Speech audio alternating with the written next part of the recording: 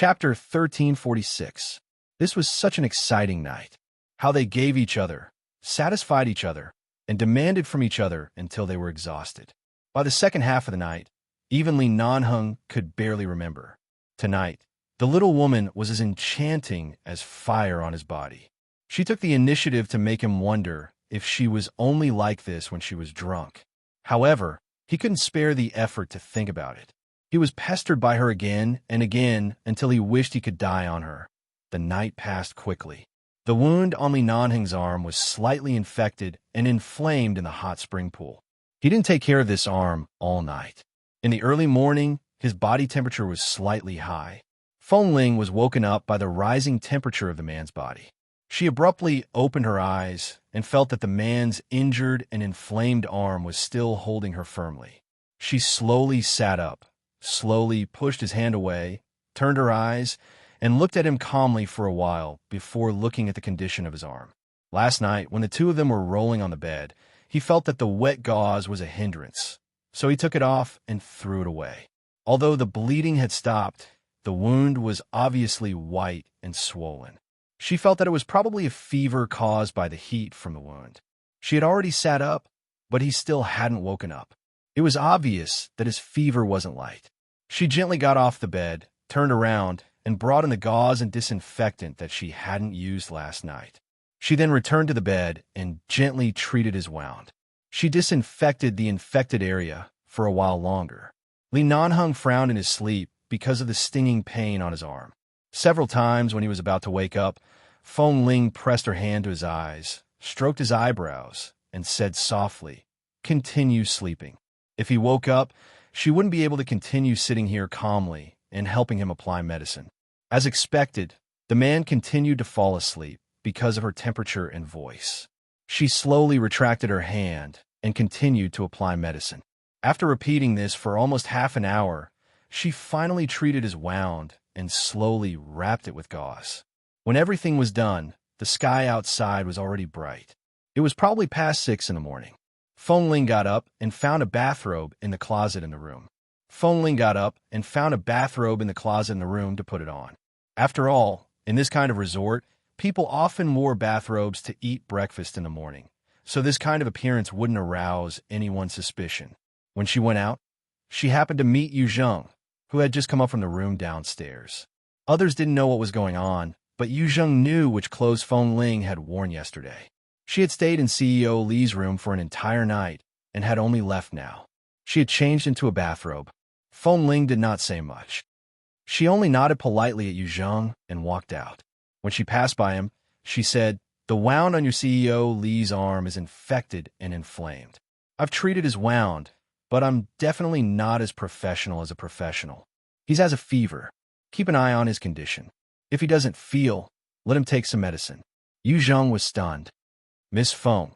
Feng Ling did not speak anymore and walked out, leaving Yu Zheng standing there in a daze. Hadn't she already treated his wound last night?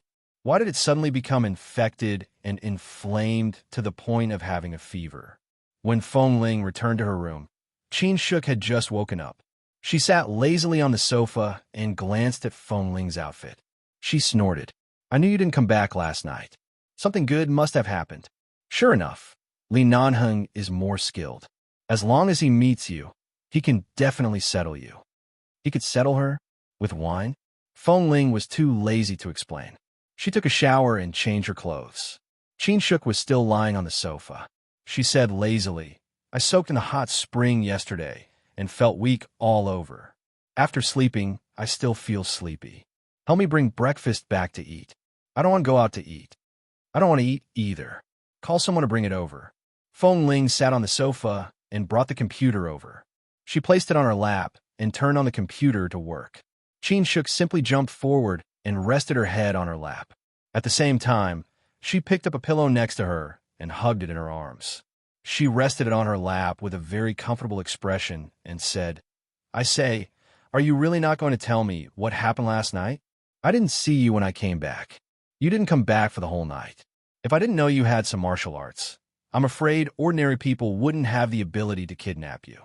I'm afraid I would have called the police to come to the resort to find you." Feng Ling stared at the computer screen. We probably won't be able to attend the financing conference in Washington. After all, the phone corporation's current situation is strained. This is something that many partners can see. Especially a few days ago, the stock price fell due to certain circumstances. Now, it has risen and fallen. We should return to New York as soon as possible to stabilize the situation. As for this side, I was originally determined to get that financing, but based on the current situation, I can only let go. Otherwise, the company will be hurt and we won't get any benefits. Hearing that she had changed the topic, Qin Shuk wanted to say something, but what Feng Ling said was indeed an important choice. She sat up with the pillow in her arms, crossed her legs, and leaned against the sofa.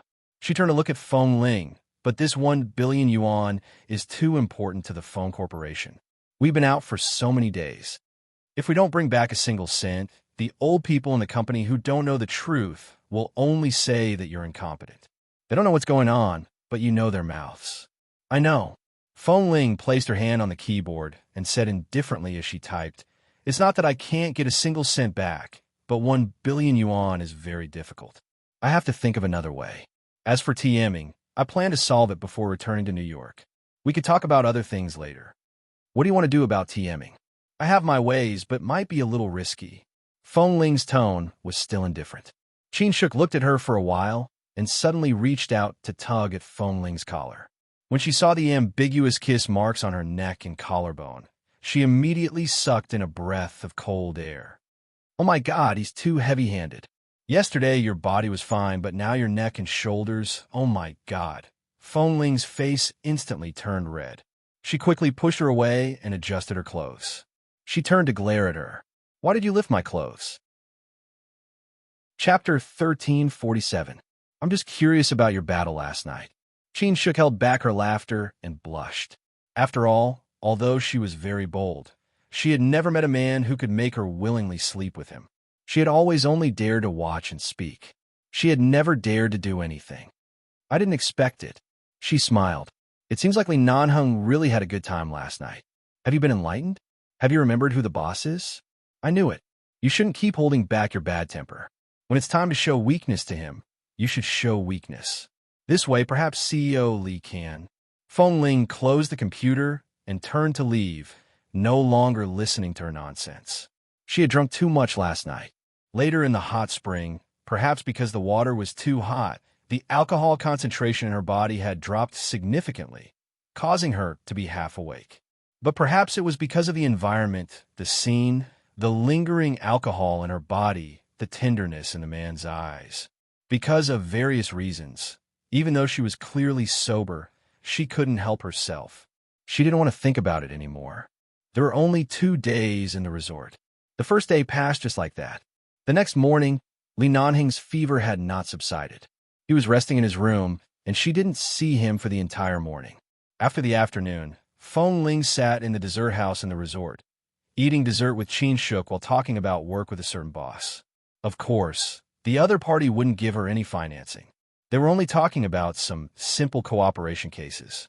Thankfully, the conversation was very pleasant. Although the company behind this husband wasn't very strong and couldn't help much in terms of financing, he could at least add tens of millions of yuan to the phone corporation. This could be considered as temporarily solving the company's urgent problem. The current situation in the company was not as good as it seemed. The only liquid funds could only maintain the salary of all the employees for a month and the money to maintain some things on the surface. There was really not a single cent left. These tens of millions were like rain after a long drought. It was really not easy. They chatted happily. After the boss left, Feng Ling finally revealed a sincere smile. Qin Shuk ate a small cake with her and worked together. The afternoon passed quickly. At night, most of the people in the resort had to catch an early flight tomorrow to go abroad for business, so they wouldn't stay here tonight. Feng Ling was the same. Before leaving, when she went to the parking lot, she finally saw Li Nanheng. His fever should have gone down. He was dressed in a suit and looked very energetic. He was very different from the man with an arm injury last night. Feng Ling just looked at him silently in the parking lot and then entered her car as if nothing had happened. Qin Shuk thought she would say something to Li Nanheng, but unexpectedly, there was nothing, so she also entered the car. Seeing Feng Ling's expression, she didn't look shy or angry, and she didn't know what she was thinking. Yu Zheng, on the other hand, stood by the side and looked at the car door that had already been closed. He then looked at the man in front of him. CEO Li, Miss Feng, and we should be going the same way. Should we call them over for a ride? No need. Although Li Nanheng did not say much, his gaze toward Feng Ling's car deepened. After leaving the resort, nothing happened for 3 or 4 days. Feng Ling and Li Nanheng seemed to have a tacit understanding that they didn't even send each other a call or a text message. It was as though what happened that night was really just an erotic dream she couldn't remember after getting drunk. However, whether she was awake or drunk at that time, she knew, and he knew. In the last few days in Washington, Feng Ling was busy talking about cooperation every day. After running into a wall several times, she managed to negotiate 2 deals and a financing case. But the total revenue from all the deals and financing was only 300 million yuan. It wasn't enough to fill the gaps between her teeth. It can only be said that it could alleviate a small part of the urgent need. As for TMing, she had already made preparations. Back then, she had also gambled with Feng Mingyi, but this so-called gamble covered many aspects, not just the 1 billion yuan of financing. Just as Feng Ling was about to go to TMing again and meet Feng Mingyi, a piece of news suddenly exploded in the financial world of Washington. The head of TMing, Feng Mingyi, was arrested by the Washington police for a murder 3 years ago. TMing was also suspected of a major financial case of money laundering 2 years ago. Looking at the news, Feng Ling sat in front of the computer and did not move for a long time. Qin Shuk also stood by the side and looked at the news on the screen. Then she lowered her head and turned on her phone to look at it for a while. She was sure that the news was true, and this news had quickly covered the entire Chinese business circle in the United States. Almost in an instant, it was in everyone's sight. This is God helping you? Qin Shuk said in shock. Feng Mingyi doesn't look like a good person, but he was actually involved in a murder case and was even involved in a money laundering case. Now that this kind of thing is exposed, I'm afraid he's completely finished, right? Who is this? At such a critical moment, he suddenly knocked him down. There's no need for you to do anything. At this moment, Feng Ling couldn't help but wonder if she had said something after she drank too much at Li Nanheng's place that day. These were all evidence and information that she had already collected, but she hadn't found a chance to expose it. Furthermore, it wasn't as complete as the other parties. If she wanted to obtain so much evidence, it would probably take at least a few months. However, it was clear that someone had really helped her get rid of Feng Mingyi.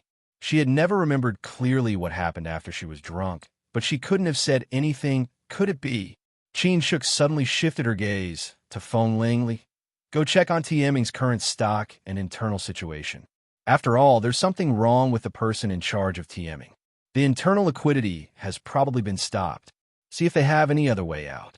If not, it means that the Feng Corporation will take back TMing. Feng Ling didn't say much about this. She just struck while the iron was hot. Feng Mingyi doesn't need us to care about him now, but we can't give up TMing. This is an industry that my father released back then.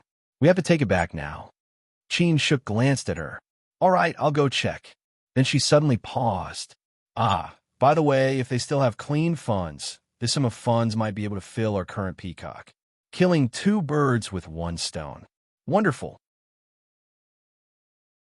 Chapter 1348. Qin Shuk was right. Even if TMing was involved in money laundering, it must have been because of 2 years ago. Putting aside what he did back then, TMing had been showing off in the financial world for the past 2 years. There should be a lot of clean money in his liquid funds. Even if he didn't have 1 billion yuan, he should still have 300 to 400 million yuan. After Qin Shuk left, Feng Ling looked at the information on the computer for a while. She stood up and walked to the huge window behind her. She looked at the tallest financial building on the street in Washington and at the silver top. Since Feng Mingyi had done such a shady business, he must have been very careful in his actions. Furthermore, his relationships with various parties were very strong. If the person behind him did not have a certain amount of power, it would definitely not have been so clean and neat to expose his affairs. Feng Mingyi did not even have a chance to catch his breath and walked onto the path of death. In fact, she hadn't even participated in any disputes. She didn't even have the chance to participate in a fight. This matter had indeed solved her urgent problem, but the only person she could think of who could do this was Li Nanheng. The current situation of the phone corporation was not as optimistic as it seemed on the surface. However, in order to control the overall situation, she couldn't show everyone her current tense side. She had been enduring and thinking of ways to support the phone corporation, but many people in the circle had sharp eyes. Even if they didn't say it, they understood the situation of the phone corporation, so they definitely wouldn't easily help. After all, there were no benefits for them. Indeed, other than Li Nanheng, who could help her without asking for the result, there was no one else who could be so willing to help her. However, she had never mentioned the phone corporation situation, but Li Nanheng knew what her first step was. Before she made a move, he helped her cut off the other party's path of attack. Feng Ling stood by the window and watched for a long time. Then she picked up her phone and called Li Nanheng. No one picked up the phone for a long time. She called again, but no one picked up. She found his current assistant, Yu Zheng's number in the address book. This time it went through. Hello, Miss Feng. Assistant Yu. Is CEO Li here? CEO Li is not in Washington right now. Miss Feng, you can call his private number. I just called, but he didn't pick up. I'm not too sure about that. CEO Li has been quite busy since returning from the vacation. He occasionally deals with the company's matters and occasionally discusses something with Brother Su. However, when he and Brother Su are discussing things, I'm basically not around. Yu Zheng said respectfully. CEO Li didn't say anything before he left this time. He only said that he had something to do and returned to Los Angeles. Fortunately, our vice president was transferred over. As long as the person in charge appears, we can participate in the financial conference normally. Xiao Su had been by Li Nanheng's side, which Feng Ling knew very well. It was true that apart from the company and work, Yu Zheng had no access to Li Nanheng's past life and the people around him, nor would he know anything other than his working hours. Feng Ling thanked him and hung up the phone. Right now, she was 90% sure that Li Nanheng was the one behind TMing, but he suddenly returned to Los Angeles in a hurry. She didn't know what happened, but after all, 11 Base and the Li Corporation were both in Los Angeles, so she couldn't make wild guesses. She did not call Li Nanheng again. She stood in front of the window and watched silently for a while before picking up her phone again to call Feng Mingyi. Feng Mingyi had been arrested, but he was still a suspect and had not been officially sentenced. Under the surveillance of the police, he could still answer calls normally. The next day, Feng Ling went to TMing. When the staff of TMing saw that it was the current CEO of the phone corporation, none of them dared to speak loudly, but they still whispered in a corner that they thought no one else could see. After all, many of the old employees who came out with TMing knew the relationship between TMing and the phone corporation. Now that something had happened to Feng Mingyi and TMing had been put on hold because of money laundering, if the phone corporation did not take over, all the employees in the company would face the disaster of losing a month's salary and losing their jobs. If the phone corporation took over, the old employees who had followed Feng Mingyi out would definitely not have a good time. All the employees of TMing had their own plans, but they didn't know how this young female CEO of the phone corporation wanted to treat them. However, to their surprise, Feng Ling only brought people over to check all the company's accounts and all the recent large expenditure channels and large income channels. After sorting out the liquid funds that the company could still use freely, she only held an afternoon meeting with several executives in the finance department and did not say anything to the HR department. After the meeting with the finance department, Feng Ling actually left. She still didn't go to the HR department to talk about the layoffs or the changes in TMing's personnel. However, everyone was still on tenterhooks. They didn't know if they would face unemployment, and with the current situation, it was very likely that the entire company wouldn't receive a salary. All the employees of TMing were depressed for 2 days. It wasn't until the phone corporation issued an official recall letter to TMing that the proper arrangements for all the employees of TMing were sent to the company that all the employees heaved a sigh of relief.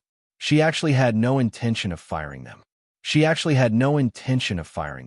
Although Feng Ling planned to take TMing back to the Phone Corporation, she planned to only be a subsidiary company of the Phone Corporation. She wouldn't completely bring it back to the headquarters. At the same time, she would let these old employees in TMing enjoy all the normal treatment they had in the past. She wouldn't let any of them leave, but she had to let every employee pass the ability test and quality test again. If they all passed, none of them would be laid off. If there were people who didn't pass the test and were in the company would make other arrangements for them. Very fair. Furthermore, Feng Mingyi's downfall did not affect the lives and work of the employees in TMing. This allowed Feng Ling to establish a more amiable image in the entire company. It proved that she was not a tyrannical and harsh manager and was very popular. Ever since Feng Mingyi's accident, the work of reorganizing TMing finally stabilized after 2 or 3 days. Feng Ling finally found the time to call Li Nanheng. However, this time, no one picked up for a long time. The other party had no signal and was not in the service area. Chapter 1349. At night, Feng Ling had been busy all day and had just fallen asleep when her phone suddenly vibrated by her pillow. She abruptly opened her eyes, picked up her phone, and sat up. "Miss Feng, I'm sorry to disturb you so late, but little Momo suddenly has a high fever. CEO Li isn't here right now. We have to send Momo to the hospital, but it's not easy for us to make the decision. We can only inform you first." It was a call from her assistant, Yu Zheng. When Feng Ling heard that little Momo was sick, she immediately woke up. Why did he suddenly have a high fever? I'm not sure yet. CEO Li hired 2 very reliable aunties to take care of him here, but yesterday, Ani brought little Momo to the nearby children's amusement park to play. I don't know if it's because there are too many children there or if there's any flu virus. Although he washed his hands after coming back, I heard that it's the peak period for children to catch a cold. Little Momo's fever hasn't subsided since 4 in the afternoon. I understand. Send him to the hospital first. I'll be there soon. All right, I'll send you the hospital's location later. After hanging up the phone, Feng Ling quickly got up to change her clothes. Because she had just fallen asleep and suddenly woke up, her head hurt a little. She washed her face with cold water and went out. She drove all the way to the hotel where little Momo was staying. Along the way, she received the hospital's location from Yu Zheng. It was near the hotel. She stepped on the accelerator and sped up. When they arrived at the hospital, little Momo had already been injected with a muscle injection to reduce his fever. Because the injection was too painful, he was crying in Yu Zheng's arms. Feng Ling went over and called out, "Momo." Hearing her voice, little Momo turned back aggrievedly and stretched out his arms for her to carry. There were still tears on the little guy's face. His face was red from the fever. Feng Ling hurriedly took him and held him in her arms. As she coaxed and patted his back, she looked around. There were many parents holding their children, and most of them seemed to have a high fever. "How is it? Did you find out the reason?" Feng Ling asked as she patted little Momo, who was sobbing in her arms. Yu Zheng nodded. "It's nothing. It's just a cold. The source of infection is probably in the amusement park. There are too many children there, and many of them are coughing." Annie saw that little Momo was too bored and wanted to go out to play with him, but she didn't expect him to catch a cold. Fortunately, the doctor said that under normal circumstances, after the fever subsides tomorrow morning, it'll be fine. "I'm really sorry for troubling you so late. What's there to be embarrassed about? I entrusted little Momo to you to take care of. He's sick now, so I should come no matter how late it is." As Feng Ling spoke, she kissed little Momo's little face with heartache. Feeling that his face was indeed hot, she couldn't help but ask, "Won't it be a problem if it keeps burning?" "Momo, Momo, Momo, Momo, Mother Momo, Momo ill, and Mother, up. Feng Ling had never taken care of a child before, and this was the first time she had encountered such a sick child. Thankfully, Yu Zheng's words were clear and simple, which put her at ease. "Momo, be good. Annie will accompany you in the hospital tonight, okay?" Feng Ling kissed the little guy's face again. Little Momo did not speak. He hugged her neck and cried aggrievedly. From time to time, he would reach out to touch his own butt. It seemed like the injection was really painful. Feng Ling touched his little butt lowered her head, and whispered in his ear, "Does it hurt?" Little Momo choked up again. He sniffled in her arms and said, "Momo, it hurts, little pitiful." Feng Ling touched him again, her heart aching. She turned back and asked a few more questions. After confirming that she could carry little Momo to a resting room near the emergency room or a quiet ward for the child to rest, she carried Momo upstairs to find a ward. Originally, she wanted to put little Momo on the bed, but he refused to let go. He even hugged her neck tightly and sobbed. Feng Ling couldn't bear to see him like this. She simply hugged him and coaxed him.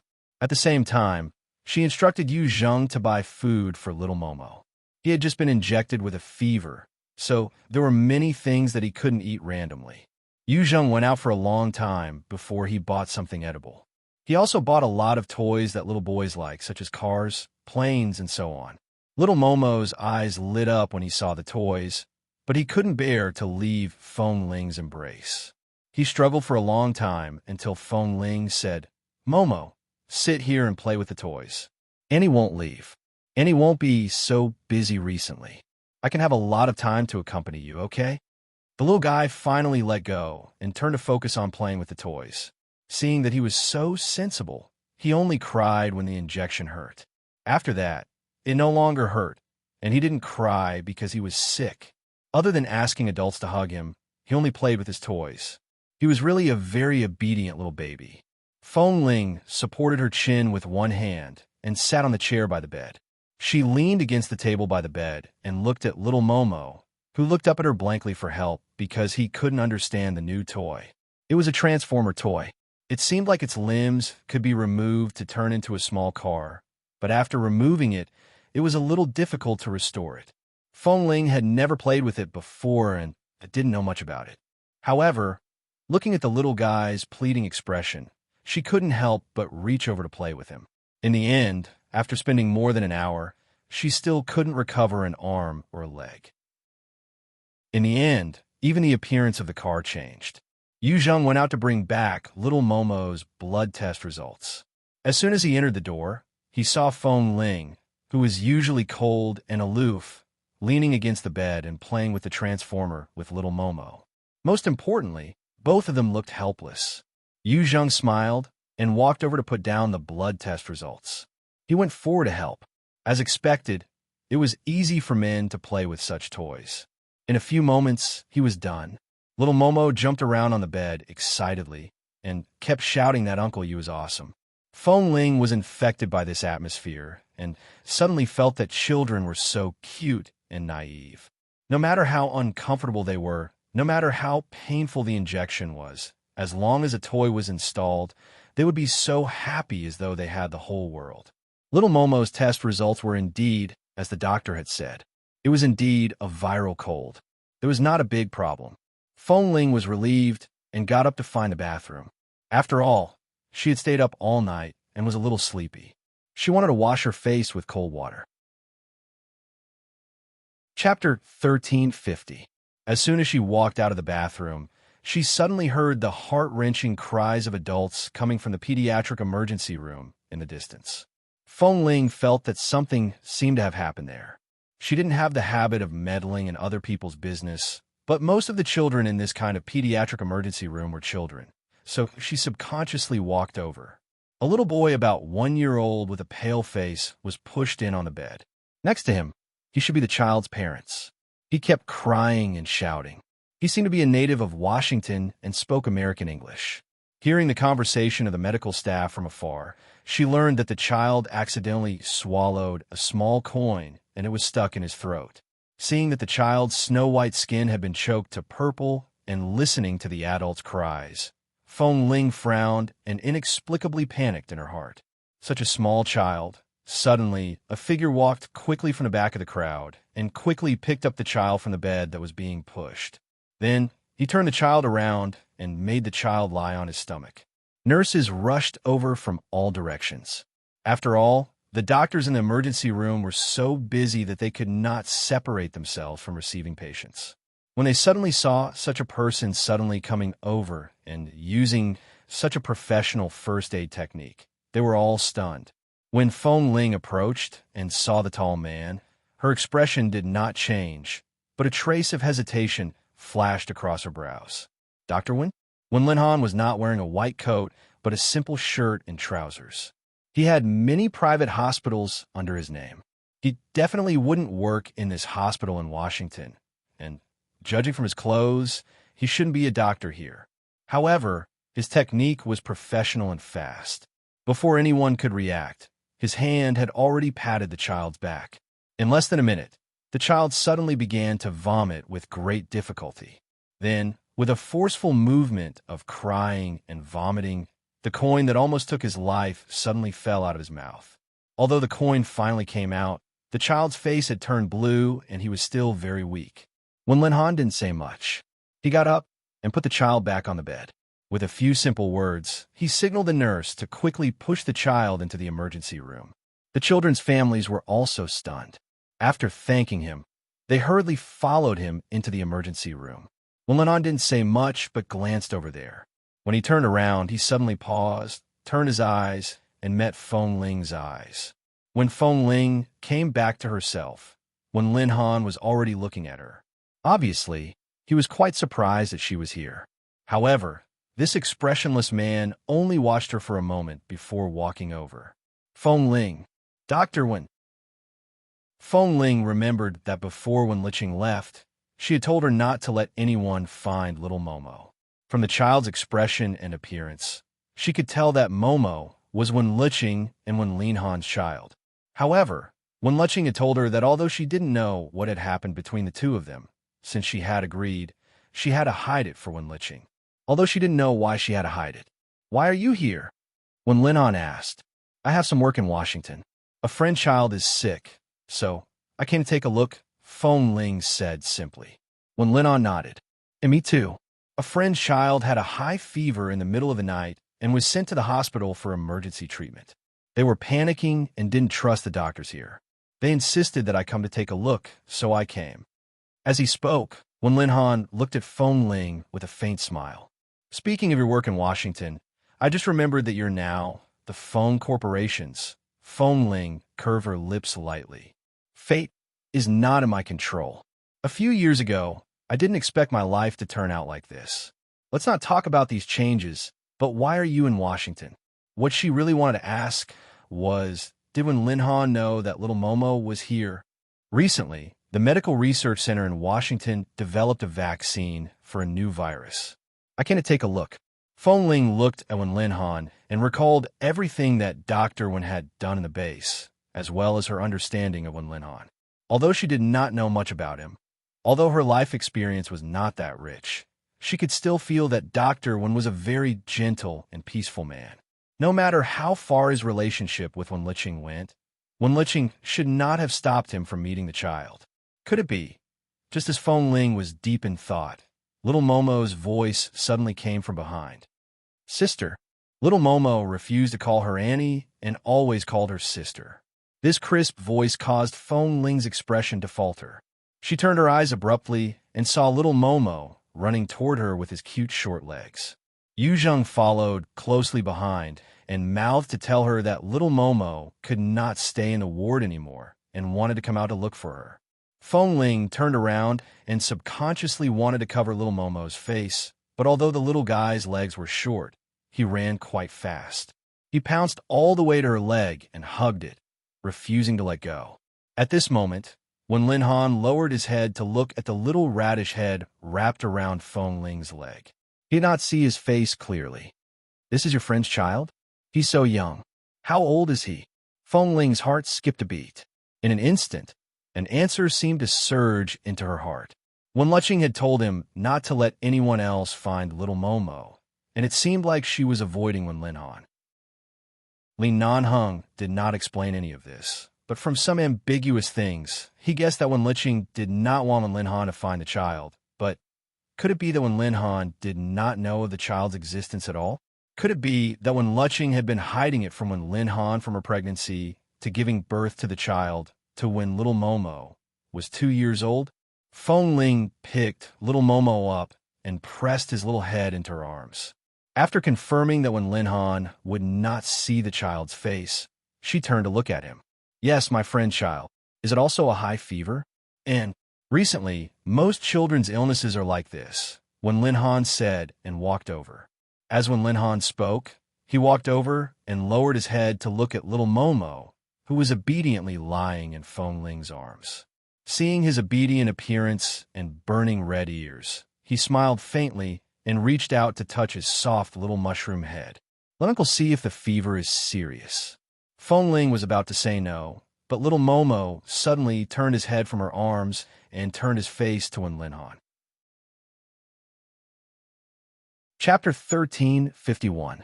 Little Momo's face was facing Wen Linhan. His black, grape-like eyes carefully sized up the gentle-looking uncle standing beside Feng Ling. Then he blinked and timidly buried his face in Feng Ling's arms, hugging Feng Ling tightly with his short, white arms. From a moment, the child turned his head and buried his face again. The gentle expression in Wen Linhan's eyes changed from hesitation to clarity. He abruptly raised his eyes to look at Feng Ling, who was also hugging the child tightly. Dr. Wen, I'm sorry. This child is still having a fever. I'll send him back to the ward to rest first. If we have a chance to meet again, we'll contact each other again. With that, Feng Ling turned to leave with the child in her arms. Wen Linhan did not chase after her. He just stood there and looked at Feng Ling's back. He then looked at the arms and legs of the child in her arms, and his clear eyes gradually deepened. Yuzhong. Feng Ling quickly walked up to Yuzhong. In order to calm Wen Linhan's doubts, she could not leave immediately. She could only send the child to Yuzhang's arms. Send Momo back to the ward. I want to talk to that gentleman. All right, Miss Feng. Yuzhong raised his hand and took the child, but Feng Ling covered little Momo's face with her hand, but she could not do it too deliberately. After Yuzhong left with the child, Feng Ling pondered for a moment and turned around. She saw that Wen Linhan was standing in place, looking deeply at Yuzhong, who had taken the child away. Feng Ling walked back. Dr. Wen, if it's convenient, let's go outside and sit. Wen Linhan looked down at her. There was clearly something in his eyes, but he was never someone who would show his emotions on the surface.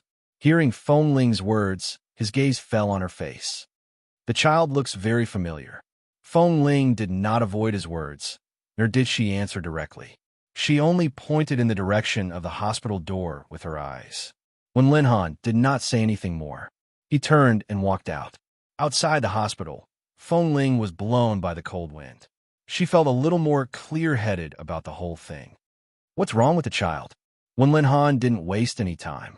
He stood beside her expressionlessly and looked straight into her eyes, not giving her any chance to lie. Feng Ling was silent for a moment before asking, "What did you see? Is there still a need to look?" A face says everything. Wen Linhan's eyes were cold. I'm afraid there is no second face in this world that looks so much like me and her. Especially since I grew up with her, I know very well what she looked like when she was a child and what I looked like when I was a child. To be honest, I don't know what happened, but now the child is entrusted to me. Firstly, I can't answer your questions, and secondly, I can't give the child to you. I can't contact Wen Liqing now. You should know my character. The mission I received is to fight to the death. It's the same for this child, since she asked me to protect her and not let anyone take her away. Now, even if you put a knife on my neck, I can't give her to you. Wen Linhan stared at her. I know you're not a liar. Feng Ling smiled lightly. Indeed, it's difficult for me to hide anything, but I really don't know what happened. What do you know? Feng Ling turned to look at him. I met this child by chance some time ago. At that time, Xiaoqing didn't show up in front of me and left the child with me in a panic. Before she left, she sent me a message asking me to take care of the child. I'm indebted to her, so I'll definitely do my best to take good care of this child. As for the rest, I don't know what happened to her and why she hid everywhere and left the child with me. Wen Linhan's cold brows slowly furrowed. She was very flustered and needed to hide everywhere. I can tell from her text message that it's probably like this, but I'm not entirely sure. Feng Ling said and looked up at Wen Linhan. Feng Ling said and looked up at Wen Linhan. From his expression, it seemed that he didn't know what had happened to Wen Liqing in the past 2 years. How long has it been since you contacted her? Don't you know what happened to her? Feng Ling asked. When Lin Han put one hand in his trouser pocket and sneered self-deprecatingly. If I knew, how could I have come to this point? Feng Ling was even more surprised at this moment. So what exactly happened between them? Wasn't it always Wen Liqing who chased after Wen Lin Han? She had chased after him for so many years. Even though Wen Lin Han had always avoided her enthusiasm, Wen Liqing's heart had always been with him. What was going on now? Feng Ling had always been slow in matters of the heart. At this moment, she didn't understand and didn't dare to guess. She just looked at Wen Lin Han. She's married. Wen Lin Han looked deeply at the cars driving by in the distance in the early morning. 2.5 years ago, she broke off all ties with me and left freely. She kept saying that she wanted to live a new life from now on and completely get rid of all the emotional shadows I brought to her. 2.5 years. Feng Ling paused. At that time, Wen Liqing should have been pregnant for a few months. She didn't say it out loud, but Wen Lin Han must have known the situation at that time. Wen Liqing was pregnant with his child and kept saying that she wanted to get rid of him. Did something happen to the Wen family or her? Feng Ling asked cautiously. Wen Lin Han didn't answer, but stood there silently. No one knew what he was thinking.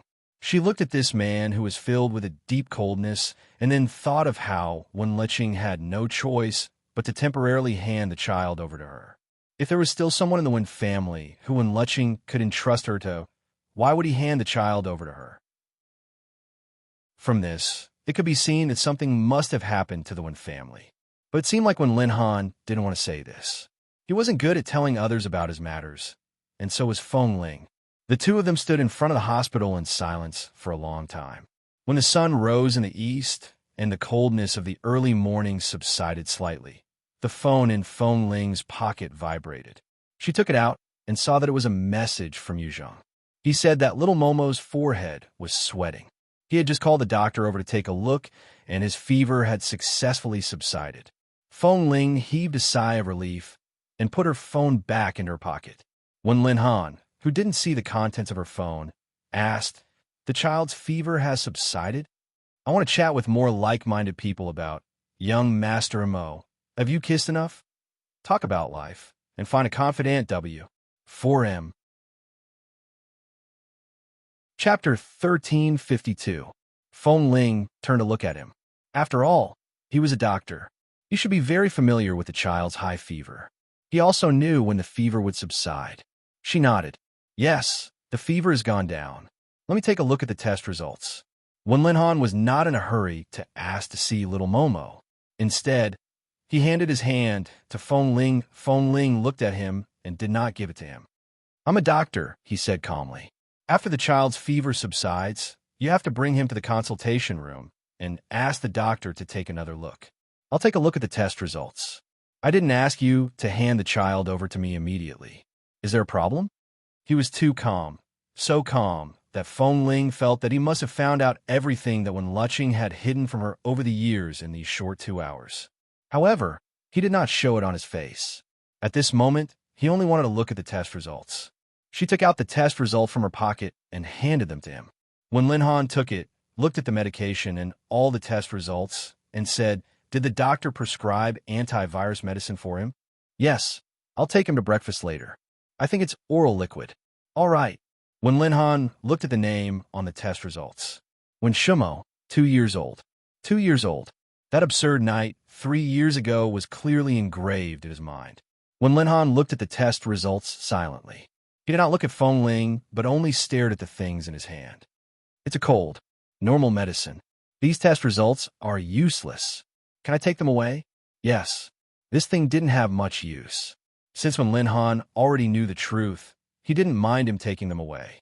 After all, little Momo's name, age, and some blood tests were written on it. There was nothing else that couldn't be taken away. Seeing that she answered so readily, when Lin Han carefully folded the test results and held them in his hand. He glanced at her again. "I'll go in to see the child." "No."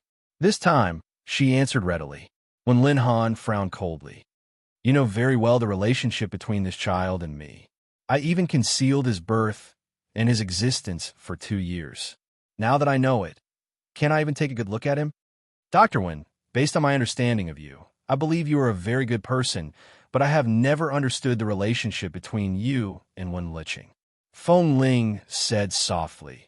If she hadn't entrusted the child to me, I wouldn't have meddled in other people's business. But now that she has handed the child to me, I have to do what I promised her.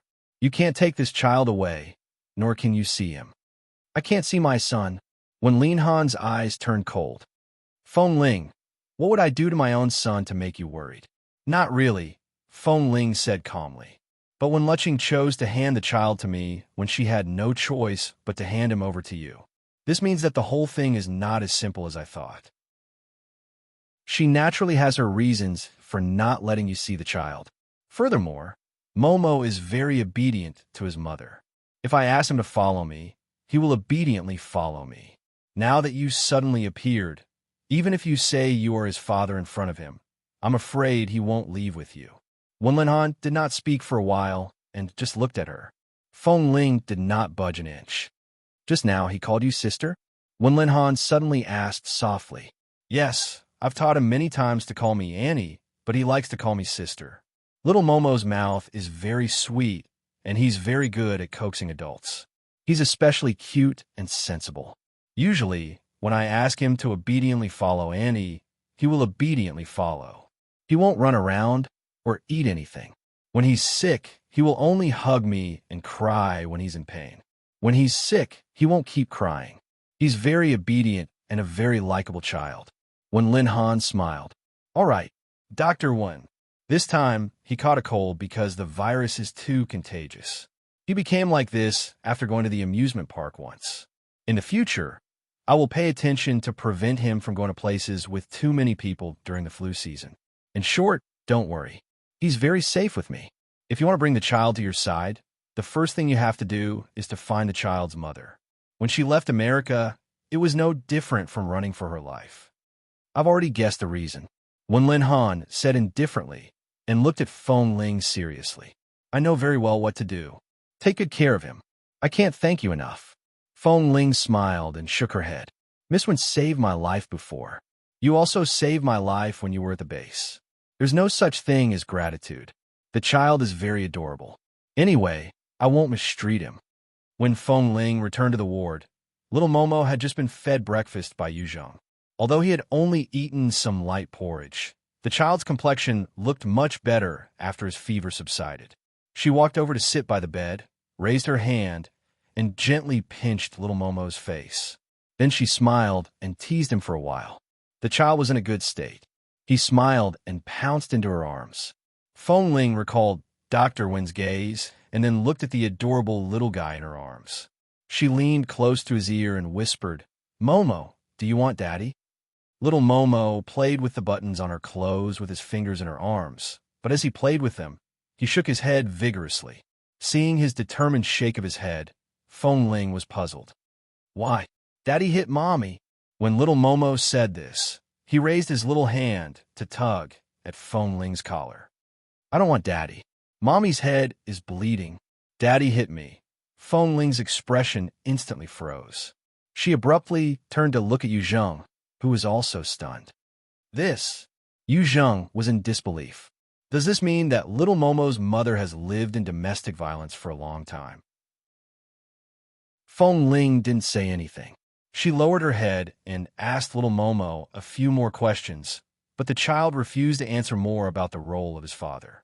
She didn't ask any more questions and called Qin Shuk to ask her to send someone to investigate the Wen family in Los Angeles in recent years. Afternoon, little Momo had been sent back to the hotel. After taking his medicine, he had already fallen asleep. Feng Ling saw the caller ID on her phone and walked out with her phone. From this call, she learned that 3 years ago, something happened to the Wen family and the family was destroyed. However, she didn't know what happened. After that, Wen Liqing suddenly married a wealthy Chinese businessman in Los Angeles.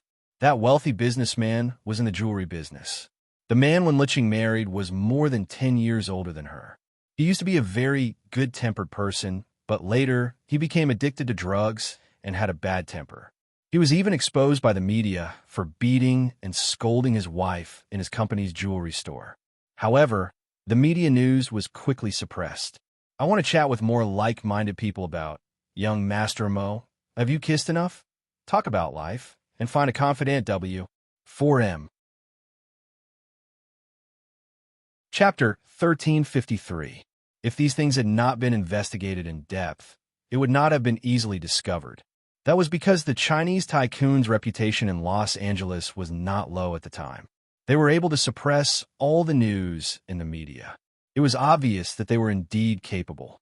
However, if he specially investigated further, all the old things that had been hidden could not be hidden. But who would specially investigate the story of a down-and-out girl? Who would care about the story of a down-and-out girl who was often subjected to domestic violence? Since when Luching had said that she had severed all ties with Dr. Wen and refused to tell him what had happened for so many years, with Dr. Wen's temper, he would definitely not pester her or investigate anything. Right now, he would definitely be able to find out what she could find out. It was hard to imagine that when Luching, who was so beautiful back then, had lived like this in the past few years. It was even harder to imagine what Wen Linhan would do if he found out about all this. After Feng Ling learned about everything, she stood in the living room of the hotel room for a long time. When she returned to the bedroom, she saw that little Momo was sleeping soundly. She couldn't help but recall that little Momo said he didn't want a father because his father would beat his mother. He even said that his mother's head was bleeding. Such a young child had seen all of this with his own eyes. Was that Chinese businessman a lunatic, hitting his mother in front of child? Wen Luching was supposed to be a very rational person. Except for her feelings for Wen Linhan, she had always been very rational in everything she did. She was a person who had received such a good education. Furthermore, Momo was Wen Linhan's child and had nothing to do with that man. What happened to her back then? Why did she choose such a path? After little Momo woke up, Feng Ling accompanied him for dinner. After confirming that the child was fine, she rushed back to the company overnight. In 2 days, she would return to New York. When she returned, she would bring little Momo back with her. There were still many things to be busy with. She had stayed up all night in the hospital yesterday, and she still had things to do tonight, so she couldn't sleep. Qin Shuk could no longer hold it in. She closed her eyes on the sofa in the office for a while. Feng Ling supported her forehead with one hand and sat behind the desk to read the documents. She had almost sorted out the matters regarding Tming, but there was still some work to be done. When the sky was about to brighten, Feng Ling could not hold on any longer after almost 48 hours of not resting. She leaned on the table and closed her eyes for a while. Half an hour later, she suddenly woke up and continued working. After being busy for 2 days, he finally managed to negotiate a deal worth 100 million with all his sincerity before he left. After coming to Washington for the past few days, although he did not get $1 billion in financing, he had a project worth 300 to 400 million in all aspects. This trip was not in vain. The key was the successful recovery of Tming, which could be regarded as an additional few hundred million in liquidity. This urgent situation was temporarily resolved. On the way back to New York, little Momo sat in Feng Ling's car. She held the child in her arms and closed her eyes to sleep for a while. Suddenly, her phone rang. She closed her eyes and pressed the phone to her ear. She listened for a while. It was the company's higher-ups. They had many important things to discuss about Tming. She spoke a few words in a half-awake state before putting down the phone. The car continued to drive, but she could not sleep. Little Momo slept soundly. Feng Ling lowered her head to look at the lit phone screen. She opened a recent call records and found Li Nanheng's private number. Even though she had not been able to contact him in the past few days, and the few times she had called, no one answered or there was no signal, she would still call him every day when she was free. After all, she still had something to ask him about Tming. This time, the other party's phone was turned off. She called 3 times in a row, but his phone was turned off. Feng Ling lowered her head to look at the call that had been automatically cut off because the other party had turned off his phone. She watched as the phone screen turned from bright to dark. Qin Shuk sat in the front passenger seat and slept for a while. Hearing the commotion behind her, she narrowed her eyes and looked back at her. Seeing that Feng Ling was staring at her phone in a daze, she couldn't help rubbing her swollen forehead and saying, "Haven't contacted Li Nanheng yet." Feng Ling did not answer. These past few days, everyone had been working hard and didn't have much time to chat. She only took the time to make a few calls occasionally. She couldn't get anything from Yu Zheng, and she couldn't contact Xiao Su. Li Nanheng seemed to have suddenly disappeared. Based on her years of instinct, the disappearance of a person like Li Nanheng was definitely not simple. Something must have happened. However, another voice told her that no news was the best news. After all, he had left the base a long time ago, just like her. His arm injury last time might have been an accident, and it was impossible for anything else to find him.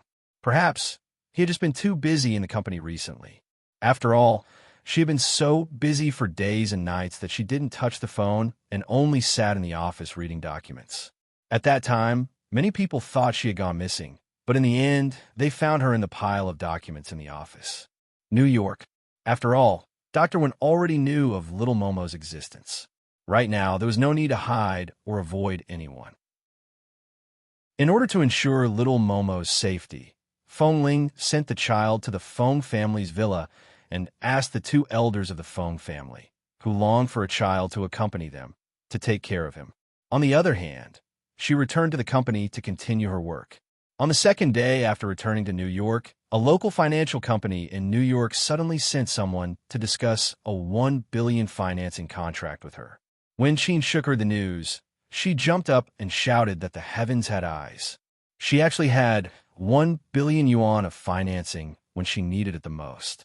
While Feng Ling was discussing the contract with someone, she was thinking about the recent events and this billion yuan financing contract. Why was everything so agreeable to her? If this matter had something to do with Li Nanheng, he hadn't shown up recently, but it was true that after that night in the resort, everything seemed to develop naturally. It was impossible to say that it had nothing to do with him, but if it had something to do with him, what did it mean that he hadn't appeared these days? In the conference room, Feng Ling was discussing the project with the investor. Halfway through the meeting, there was a commotion outside. The door of the conference room was suddenly knocked open. Tam and Lin Cheng rushed in with guns in their hands. A few security guards who had been beaten black and blue followed in, shouting, "CEO Feng, these two people rushed into the company to see you. We saw that they didn't seem to have good intentions and went forward to stop them. In the end, these two people suddenly panicked and rushed in with guns. The moment Feng Ling saw that it was Tam and Lin Cheng, her gaze froze. Before she could speak, Tam suddenly said with red eyes, "Something happened to Boss Li and Kay. We don't know if they're dead or alive. We've been looking for them for days and nights." A string in Feng Ling's mind suddenly snapped. She abruptly stood up from behind the conference table. "I want to chat with more like-minded people about, young Master Mo, have you kissed enough? Talk about life and find a confidant W. 4M." Chapter 1354. The executives and partners at the conference table turned pale with fright because of the two men who rushed in with guns. The moment Feng Ling suddenly stood up, they were all stunned. "What are you waiting for? Hurry up and call the police." An executive looked at the guns in Tam and Lin Cheng's hands and ordered loudly with a frown, "I've already called the police." The security guard quickly answered. Feng Ling acted as though she didn't hear anything. She stared at Tam and Lin Cheng. What happened?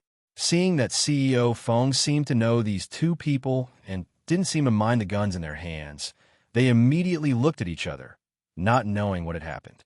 Tam looked at Feng Ling with bloodshot eyes. His lips trembled, and he held the gun tightly in his hand. When the security guard by the side instinctively wanted to come over, he glared fiercely at him. "Don't touch them." After speaking calmly, Feng Ling lowered her eyes again and looked at the cooperation document by her hand. If she didn't calculate wrongly, this kind of financing project couldn't be approved immediately. It must have been arranged when she was in Washington. It wasn't until the other party's financing salary was ready that she came over today. However, in fact, whether it was Tming or the money that could support the entire phone corporation, everything had already been arranged for her. "The meeting will be adjourned for now. I'm sorry. If your company can accept it, you can call my cousin, Vice President Qin, over to continue the conversation." "Sure. If Miss Feng has something urgent, you can call the other people in charge of your company over. It's all right. From the looks of your two friends, something big must have happened. We can understand. Although the person in charge of the financing company was frightened by the two men with guns, he saw that they didn't seem to have any intention of hurting anyone. Seeing Feng Ling's expression, he more or less understood. Under normal circumstances, partners who could provide such a huge amount of financing wouldn't have such a good temper. As the CEO of a company, they could still accept Feng Ling leaving halfway through the discussion of the financing project. She really didn't believe that someone had played a role in this financing. Li Nanheng, what did she say and do in front of him that night when she was drunk? Thank you. Feng Ling put down the document in her hand and decisively ordered her assistant to call Qin Shuk over. She then glanced at Tam and Lin Cheng, who were still standing there, and gave them a look. Follow me. After Feng Ling and the two young men with guns left, everyone in the conference room looked at each other again. After leaving the conference room, the corner in front of the corridor was very quiet. There were no employees coming or going. Feng Ling turned back to look at the two of them. What exactly happened? Tam's eyes were still red. Actually, the base normally sends members to countries at war to carry out rescue missions, but we didn't expect that there would be chemical poisoning in Israel. There are many old people in the base, and most of them are from Team 3.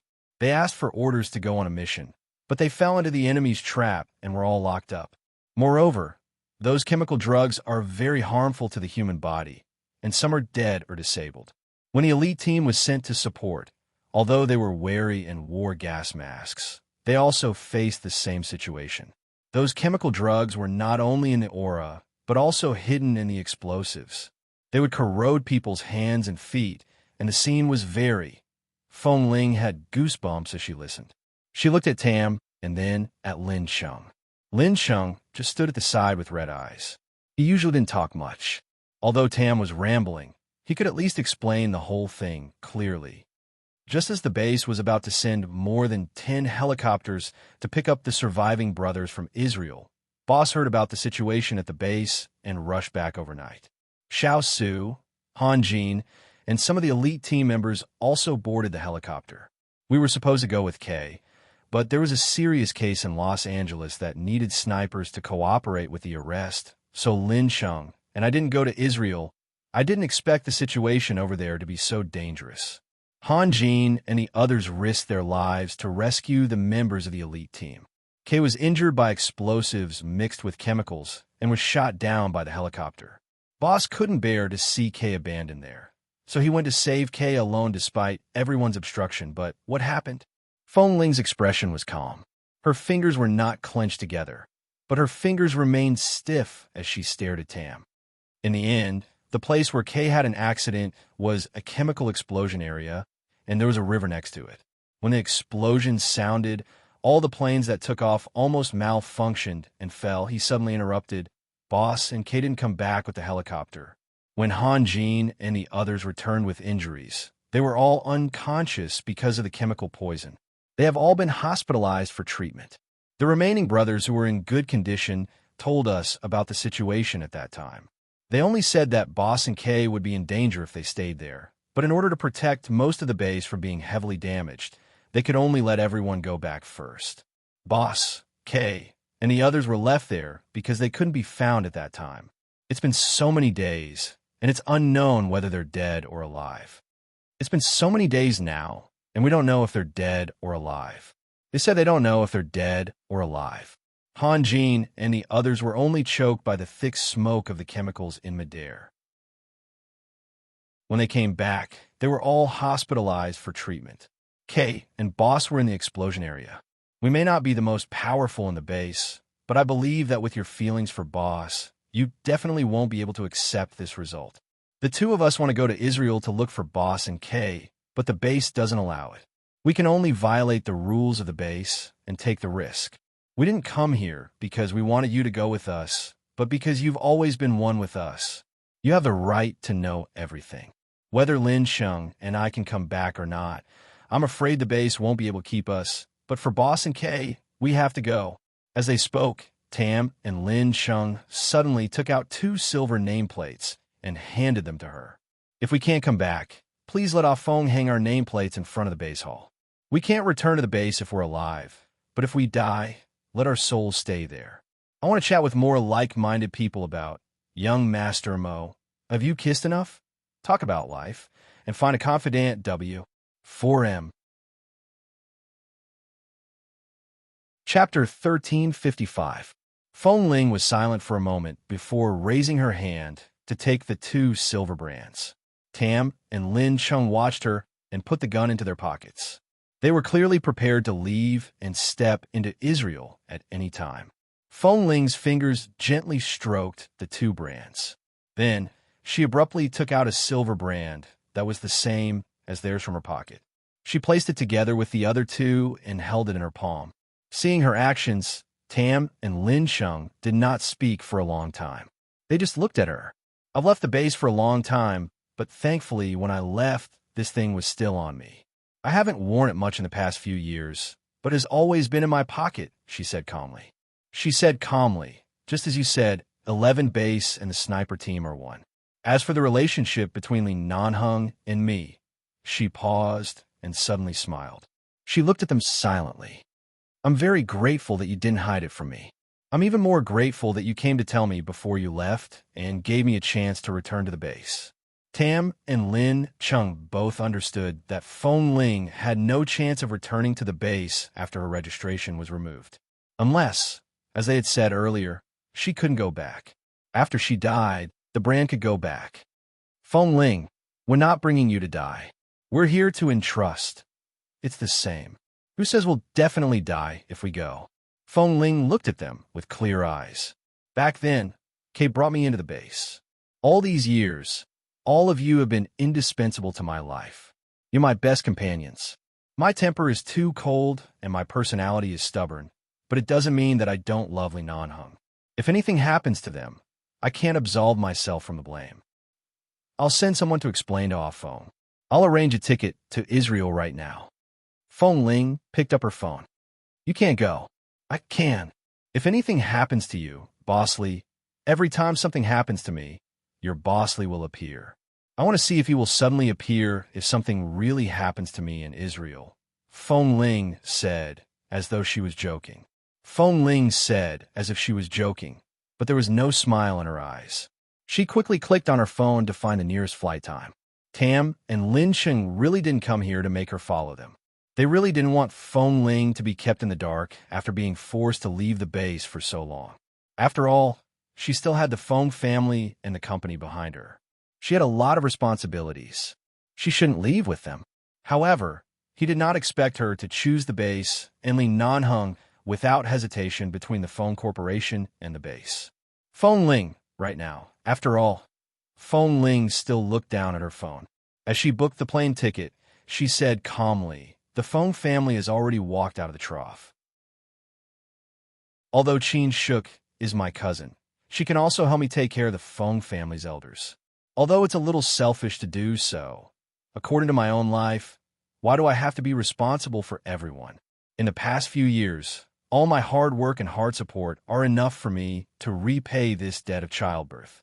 I don't know anyone but Li Nanheng. The Feng family is going downhill. They can still have a lot, but Li Nanheng is somewhere in Israel. He only has me. He's waiting for us to save him.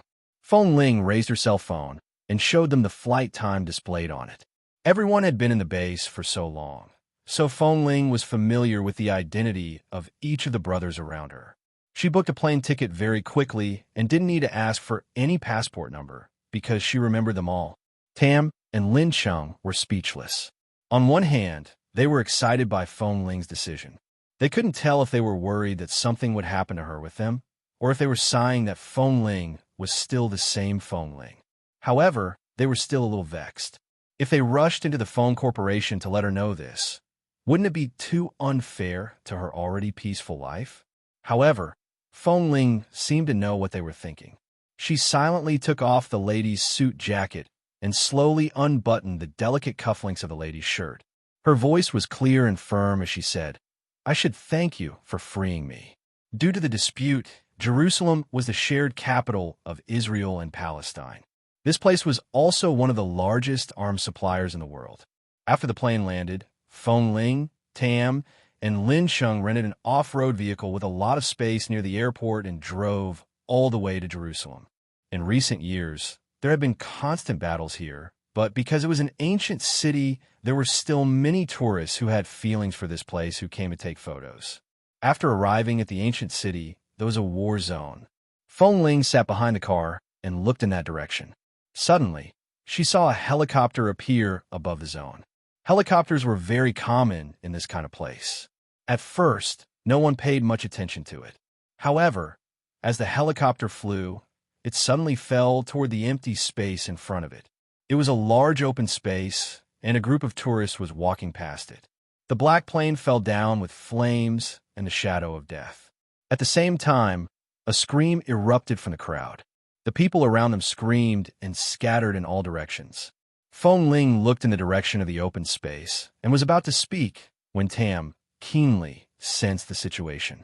He quickly turned the car around and plunged into the bushes by the side. At the same time, the off-road vehicle's engine died, and it was stuck motionlessly in the bushes. At this moment, a large hole was drilled out of the bushes, and the front of the car was embedded in it. Tam knocked hard on the steering wheel and cursed. It stuck. At the same time, under the scorching sun of dusk, the red flames dyed half of the sky. Feng Ling turned her head and saw the scene of people scattering like birds and beasts. All of a sudden, she saw a little girl from an unknown country. Perhaps because of the sudden chaos, she was separated from her parents by someone. She was standing in the open space, rubbing her eyes and crying in a daze. The child was about 3 or 4 years old. She was knocked to the ground by the person behind her. The shadow above the child's head grew larger and larger. She didn't know how to dodge, and because of the pain in her leg, she couldn't stand up. She could only sit on the ground and cry in a daze. Helpless and pitiful, she was a small ball. Feng Ling's palms instantly broke out in cold sweat. She opened the car door and ignored Lin Sheng and Tam's shouts and warnings. She leaped in that direction. She wanted to talk about, "Young Master Imo, have you kissed enough with more like-minded people? Talk about life and find a confidant W. 4M." Chapter 1356. Feng Ling, don't go. It's too dangerous. Accompanied by Tam and Lin Sheng's shouts, the helicopter had already smashed into the ground. It was only about 10 meters away from the little girl on the ground. Seeing that the helicopter was about to crash and die, Feng Ling's figure had already nimbly leaped over. She picked up the little girl on the ground and pounced toward the haystack by the side without any regard for anything else. Feng Ling's speed was not as fast as when she was in the base, but it was not slow either. At the very least, when she held the little girl in her arms and pressed her against the haystack, she heard the sound of the helicopter crashing behind her. It was enough to prove that she had really saved her. The little girl in her arms was crying. Feng Ling quickly turned back and saw that the place where the plane landed was exactly where the little girl had fallen. A loud explosion rang in her ears, and the earth seemed to tremble crazily at this moment. Feng Ling patted the little girl in her arms. The little girl was already scared silly. She raised her head in her arms. "Close your eyes," Feng Ling said softly. Feng Ling said in a low voice and picked up the little girl again. When she turned around, she saw a dazzling fire in front of her. When the plane crashed and exploded, the second explosion and the soaring flames were inevitable. Precisely because of this, the surrounding people were still fleeing in panic. Feng Ling closed her eyes from the thick smoke and quickly retreated with the little girl who did not understand her words in her arms. Tam suddenly rushed over and rushed to Feng Ling under the flames. He opened the car door and shouted, "Hurry up and get in." Feng Ling carried the little girl into the car, and the off-road vehicle quickly drove away, leaving this dangerous area. Even after bringing the girl to a safe area, Feng Ling still coughed a few times in the car. "Are you all right?" Lin Sheng sat in the front passenger seat and handed her a bottle of water. Feng Ling took the water and turned to look at the child who had been crying in fright. She brought the water to her mouth and didn't know which country she was from. She whispered into her ear and tried to ask in the languages she knew. In the end, she confirmed that she seemed to be a child from a British family. After comforting the child, she quickly called Tam to drive the car to the British embassy in Jerusalem and temporarily handed the child over. She didn't know when the child's parents would come to find her. After instructing the child, Feng Ling walked out of the embassy. Her throat was very uncomfortable. She went to the car to get a bottle of water. After drinking a few sips, she felt much better. At the same time, the hand holding the water bottle paused. She abruptly raised her eyes to look at Tam. Where was the accident between Kay and Bosley? You said there's a river nearby, didn't you? They had an accident about 40 kilometers away from here. There's indeed a river there. I choked on the smoke from the explosion when the plane crashed. My throat has been dry and painful. In the area where the chemical detonated, if they still had a chance of survival, they would definitely choose the water route, Feng Ling said as she quickly got into the car. Let's go take a look. Feng has already thought about this. He has already sent people to search along the river, but at the end of the river is a very high waterfall cliff. Tam's voice became hoarse. If it's there, there's no chance of survival.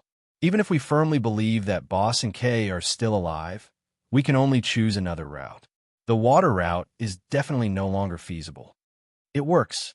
Feng Ling directly capped the mineral water bottle again and went to the driver's seat. She looked at the two people outside the car. Or rent another car. You guys go by land. I'll go by water. That definitely won't work. I can't let you go alone, Lin Chung said and jumped into the back seat. Let's go to the water route to take a look in case there really is a miracle. Tam no longer had any objections. He got into the car, but when he sat in the front passenger seat, he glanced at Feng Ling. I'll drive. It's fine. You've been driving all the way. Rest for a while. We'll take turns. Feng Ling looked at the road ahead. It was barren everywhere. The sunlight was bright and dazzling. She took the sunglasses from Tam and put them on. Tam looked at her by the side. Aren't these sunglasses a little big for you? It was indeed a little big, but Feng Ling had long hair tied behind her head. Her eyes and legs could be pinned to her hair and wouldn't fall off for the time being. It's fine. It's much better than the sunlight. As Feng Ling spoke, she reached out to search for the direction on the navigator and pointed at the red dot on it. It's here, right? Yes, Boss's accident happened here, but so many days have passed. If he's still alive, he must be very far away, Tam said. Let's get there first, then slowly search along the waterway and the surroundings. Feng Ling quickly stepped on the accelerator according to the direction of the navigation. At the same time, she said, contact the base and see what routes they've searched before. Don't waste time. Don't repeat the useless route. We've already fallen out with the base. We came out on our own. How could the base? Can't you ask a few people you're close to in private? If you put this kind of thing on the table, not to mention our phone, even if Boss is in the base, the result will be the same. However, a human life is at stake. Even if you contact our phone in private, he will still tell you. Feng Ling frowned. Lin Chung paused for a moment and quickly picked up his phone to contact the people at the base. In the end, it was indeed the electronic map that our phone had sent them. All the routes marked in red were the ones that they had sent people to search, and the locations were all there. As Feng Ling drove, she listened to the route that Tam and Lin Chung were talking about. She controlled the steering wheel with one hand and quickly marked the navigation on the car with the other. She could mark almost all the locations that the two of them mentioned at the same time. In the end, all of them appeared on the navigation device. The waterway. The location they're looking for ends in the area of the waterfall, Feng Ling said as she drove. When we pass by a car rental place later, let's rent 2 more cars. We'll split into 3 groups. I'll go to the waterfall. You guys go to the other 2 unexplored routes. That place is too dangerous.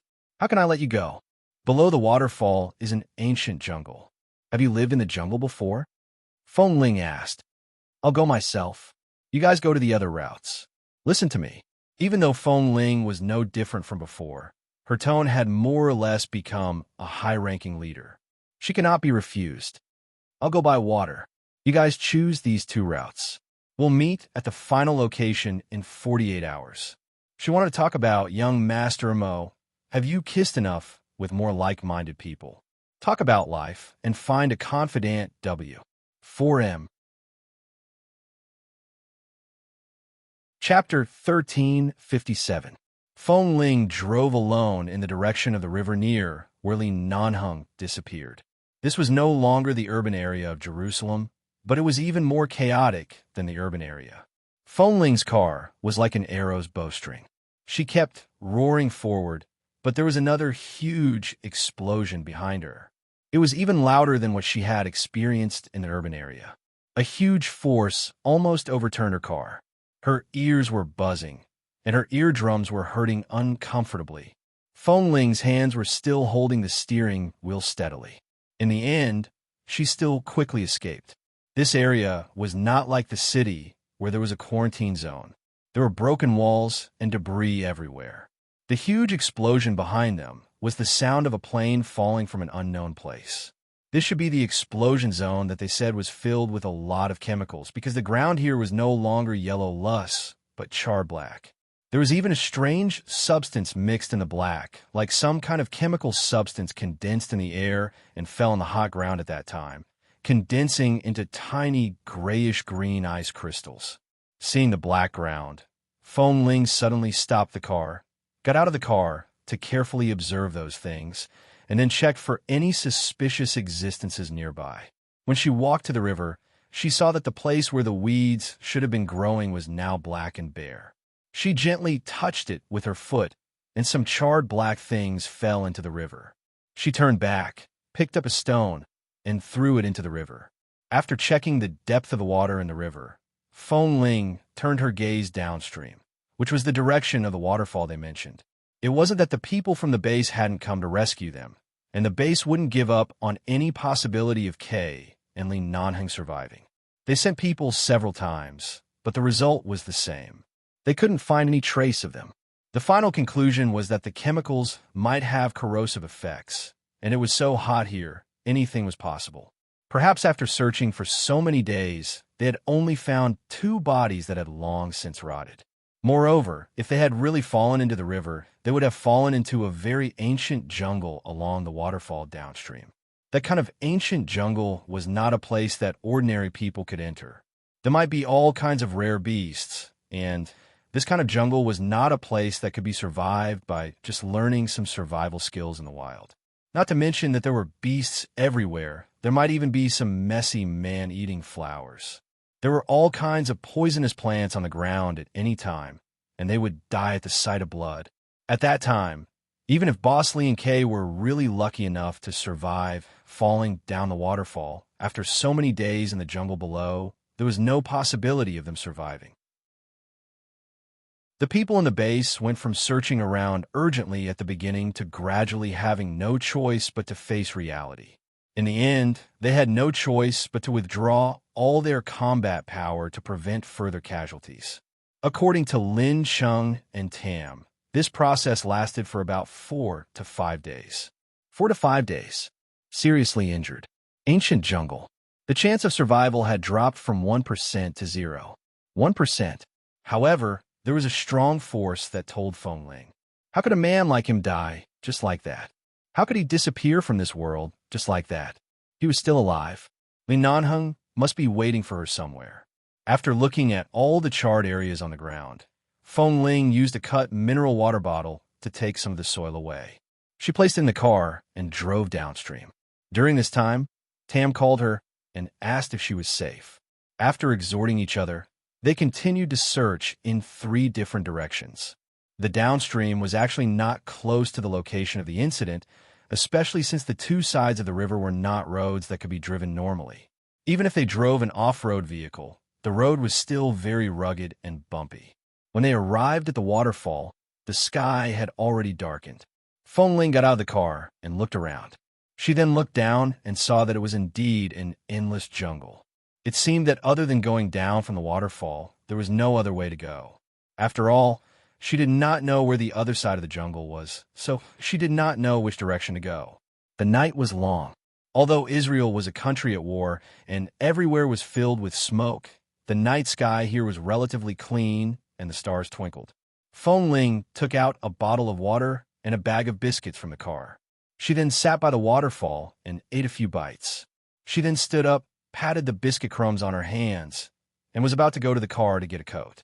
At this moment, from the corner of her eye, she suddenly saw a winding river extending into the distance in the dense jungle under the waterfall. It might not be visible during the day, but now, with the moonlight, she could see some fine shadows reflected on the river through the gaps between the leaves. If the bottom of the waterfall was not a dead spring, but a river that extended outside the jungle, then if they really fell from here, they should not be in the jungle. Instead, they should have been washed to the other side of the jungle. When the people from the base came to look for people, they stopped here, and because this was a jungle, they completely put an end to it. But what if they did not stop here at all and continued to be washed out? Feng Ling quickly got back in the car and searched for the nearby topographic map on the navigator in the car. Usually, the geographical location on a navigator was an important area. For an ancient jungle like this, there would only be one location marked. However, the river here could not be seen, nor was there a river drawn, but at least she could see where the other end of the jungle was. At the end, there was a small patch of blue on the map. At the end of the blue was Gorkin Farm, which was adjacent to Adafira. After setting her target there, Feng Ling closed the car door with a bang and found the route to Gorkin Farm. She found that she could only walk along the desert on both sides of the waterway. The desert was very dangerous, and there was probably no signal. She drove to the signal station closest to Jerusalem, prepared some water and food, and bought 2 power banks and a signal booster. Then, she resolutely went to Gorkin Farm. As she drove along the desert on both sides of the waterway in the middle of the night, she checked everything about Gorkin Farm, but she could not find anything. A farm whose name was shown on the map, but she could not find any specific information. Feng Ling continued to drive forward without hesitation. No matter what, even if Li Nanheng was not there, even if she had to go to other places to search, as long as there was a chance, she could not miss it. Chapter 1358. After driving for an entire night, when they arrived near the Gorkin Farm, the desert in front of them finally turned into a normal-looking farm town. However, this town seemed very barren. It was surrounded by green space, and she could see all kinds of crops. She could also see many people working hard in 2s and 3s. Feng Ling drove the car over and found a young man with dark and yellow skin. She looked at his skin and facial bones, which were typical of this country. She then looked at the others and found that they were all the same. It seemed like the people in this Gorkin Farm were all born and raised here, not foreigners from other countries. When the young man saw Feng Ling, he was a little confused. Feng Ling tried to talk to him in English, but the other party clearly did not understand. He turned back to chat and laugh with the old man beside him. In the blink of an eye, he left her here and ignored her. Feng Ling guessed that they might not understand English, but she did not know the language of this country. When she drove past the barren and desolate town of the Gorkin Farm, many old people and children watched from the side. Their eyes were filled with fear or curiosity. After all, this was a country at war. Everyone was afraid of any external interference. From the looks of the situation here, it should have been affected by the war. When she passed by earlier, she could see some traces of old smoke and black soil. However, this place should have been peaceful for a long time and had not been disturbed by the war. However, the old people here were still afraid. When they saw such a large, unfamiliar SUV drive in, everyone's eyes were filled with various emotions. She could not drive any further, so Feng Ling could only get out of the car. In order not to let these people be wary of her, she took out some biscuits and food from the car and handed them to the children around her. The children were about to come over excitedly, but almost all of them were forcefully pulled back into their arms by the old people. They then pulled the children away with a guarded expression, not allowing them to approach her. Only a skinny, dark-skinned, yellow-skinned boy, who looked like he had no one to take care of him, walked over. He was probably starving. When he saw that she really wanted to give him some biscuits, he quickly took them and stuffed them into his mouth with all his might. Feng Ling looked at him and took out a bottle of water for him. The skinny boy took it and ate the biscuits and water desperately. After he finished the 2 bags of biscuits, he squeezed the mineral water bottle in his hand and looked at her with his bright black eyes. Finally, he spoke. However, Feng Ling still couldn't understand the language. She whispered to the boy in English, "Don't you people know any English? Or do you know other languages?" The little boy looked at her for a long time and took another sip of mineral water. Then he looked at her with his bright black eyes. Feng Ling paused and understood his meaning. She brought him 2 bags of biscuits and 2 bottles of water. The little boy smiled happily and held the food and drinks in his arms. He suddenly said in Chinese that was not very fluent but could barely be understood by Feng Ling, "Do you know Chinese?" Feng Ling was startled. "I will." The little boy nodded his head vigorously. Suddenly, he pointed at the road in the little town. "There, what happened there? There's a granny who knows Chinese." Hearing this, Feng Ling did not ask more. She nodded at the little boy gratefully and parked the car in an open space that would not affect their entry. Then, she took out some food for the little boy and asked him to watch the car for a while. She then explained that she was not a bad person and would not hurt them. She asked him to tell the people here not to be afraid of her, and then quickly walked in the direction he said. When she arrived outside the house, she did not expect to see a typical red foo character that only China would have in the yard. It looked a little old. It should have been pasted on New Year's Day. Now that many months had passed, the red and black characters had faded from the wind and sun, and it seemed that this character was written by the owner of this place. It was not very beautiful, but at least it was Chinese. Feng Ling knocked on the door. After a long time, about 4 or 5 minutes, a white-haired old man in his 70s walked out. The old man's back was very hunched, and he had to raise his head to look at her. He looked at her for a long time, staring at her skin color and hair. After a long time, he said in Chinese in surprise, "You hello, Granny." "Sorry to disturb you," Feng Ling said. "I just heard that there's a granny here who knows Chinese, so I came rashly. I'm sorry to disturb you, but I have something urgent to attend to, so I had no choice but to." Seeing that she was still polite, the old granny nodded and turned unhurriedly. She walked into the yard with her walking stick. "Come in and sit." Feng Ling was very anxious, but seeing that the old granny couldn't rush her, she walked in. "Recently, this small farm is really interesting. There's actually another Chinese in a place where there's never been a Chinese." Feng Ling's brows twitched. At this moment, the old granny turned to look at her. "What urgent matter do you have?" "I have a friend who was affected by the battle in Jerusalem and was seriously injured. He must have been washed down the river over there. Everyone thought he was dead. I was unwilling and couldn't accept this result. So I came all the way here and found that the end of the river was actually nearby. So I..." Feng Ling paused and reorganized her emotions and words. "I guess that he would be here and wanted to look for him, but the people here don't speak the language and I can't communicate in English. I didn't expect that there would be a granny who can speak Chinese. I came here when I was very young." The old granny's voice was old, and she still spoke slowly. "When I was young, at that time, we didn't have any free love. I was forced to marry by my family, and in a fit of anger, I escaped. I used that bit of money to escape to Europe, and then I wandered all the way here. At that time, there were still a lot of people in this Gorkin farm. It was a very prosperous farm, but later on, the wars were too frequent. Some died, and some fled, and it became desolate like this. I married a farmer here, had children, and had granddaughters. Just like this, generation after generation, we lived here. Did you come into contact with the wandering children here? Only those children would often come to my place to find food. They only know a little Chinese." Feng Ling nodded. "Yes." The old granny nodded and stood there with her walking stick. After a moment of thought, she said, "Is the person you're looking for a man?" Chapter 1359. Feng Ling's eyes trembled. She abruptly looked into the old granny's eyes.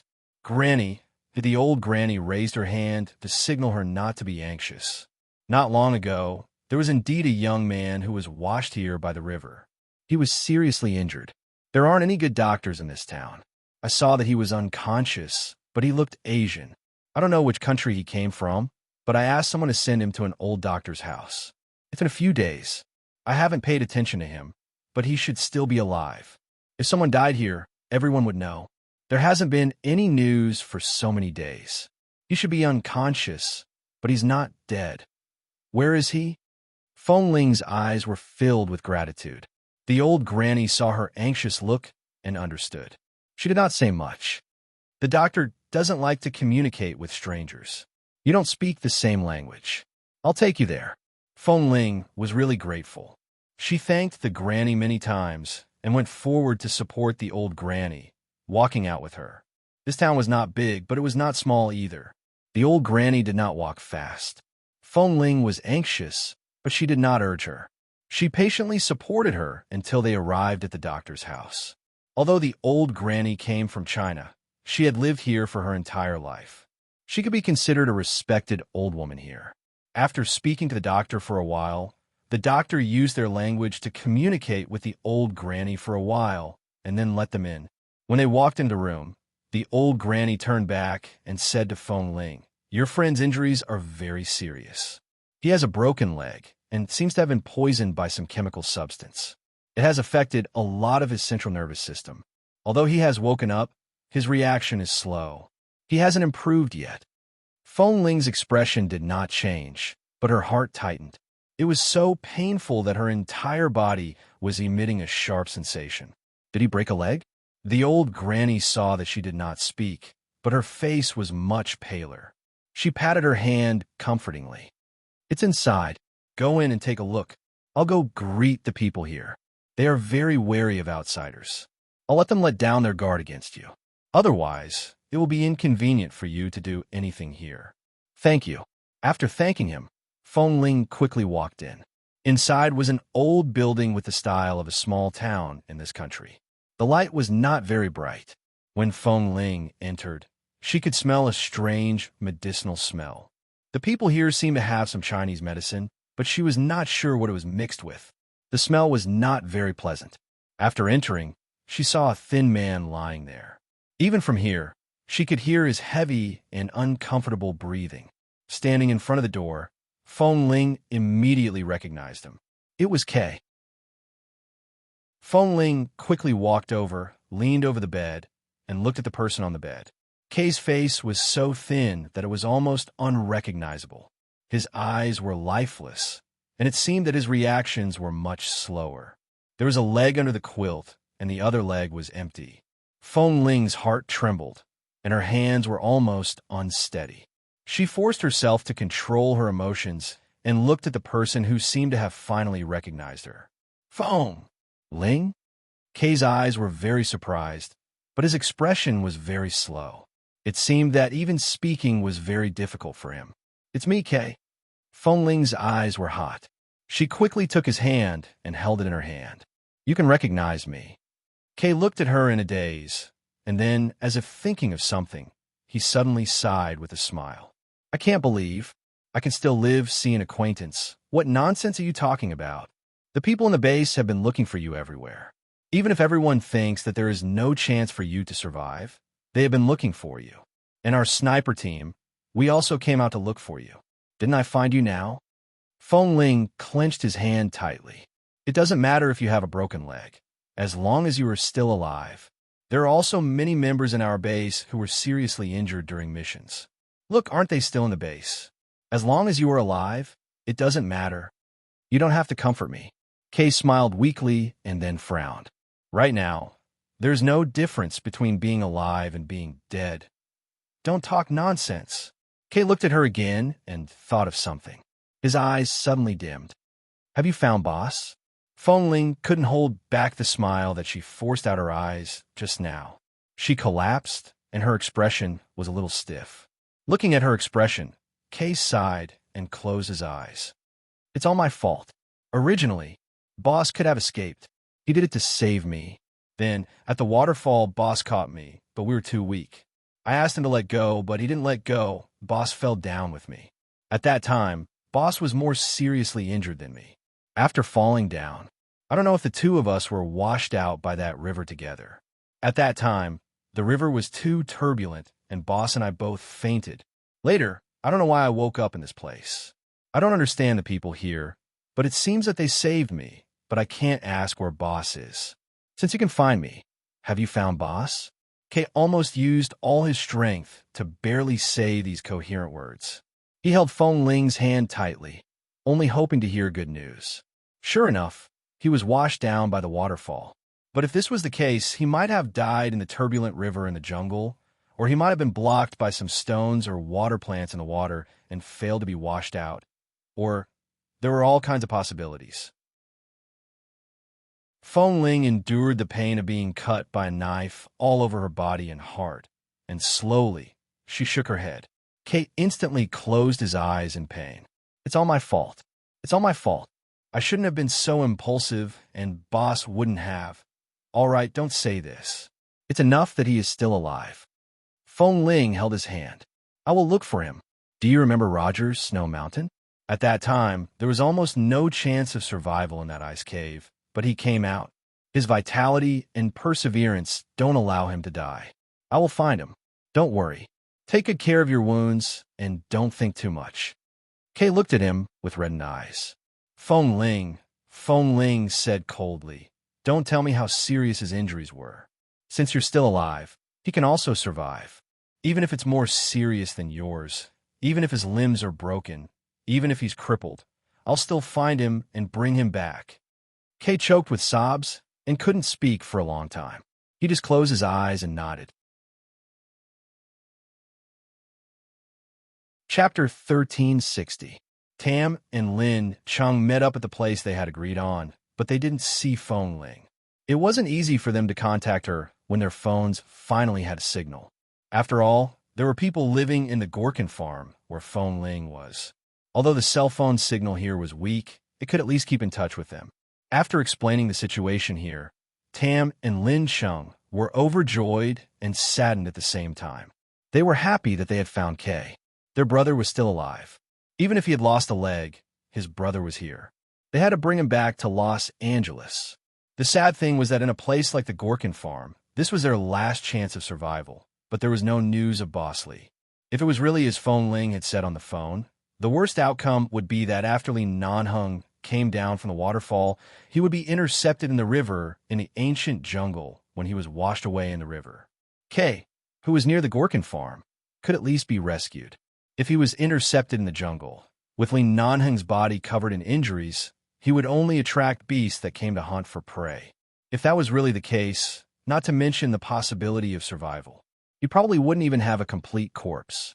Tam and Lin Chung planned to come to the Gorkin farm, but just as they were about to drive over, the area near Jerusalem was under martial law because of the terrorist attacks in the past 2 days.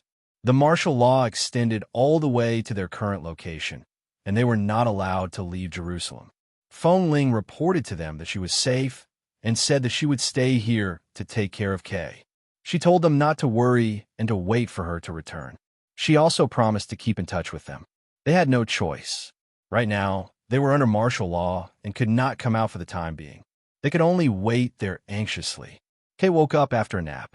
Feng Ling went to the bed to help him up and prepared to feed him medicine. When she helped him up, she touched Kay's shoulder and could clearly feel how much he had lost in the past few days. His shoulders, which used to be very strong, were now so thin that she could easily feel his bones.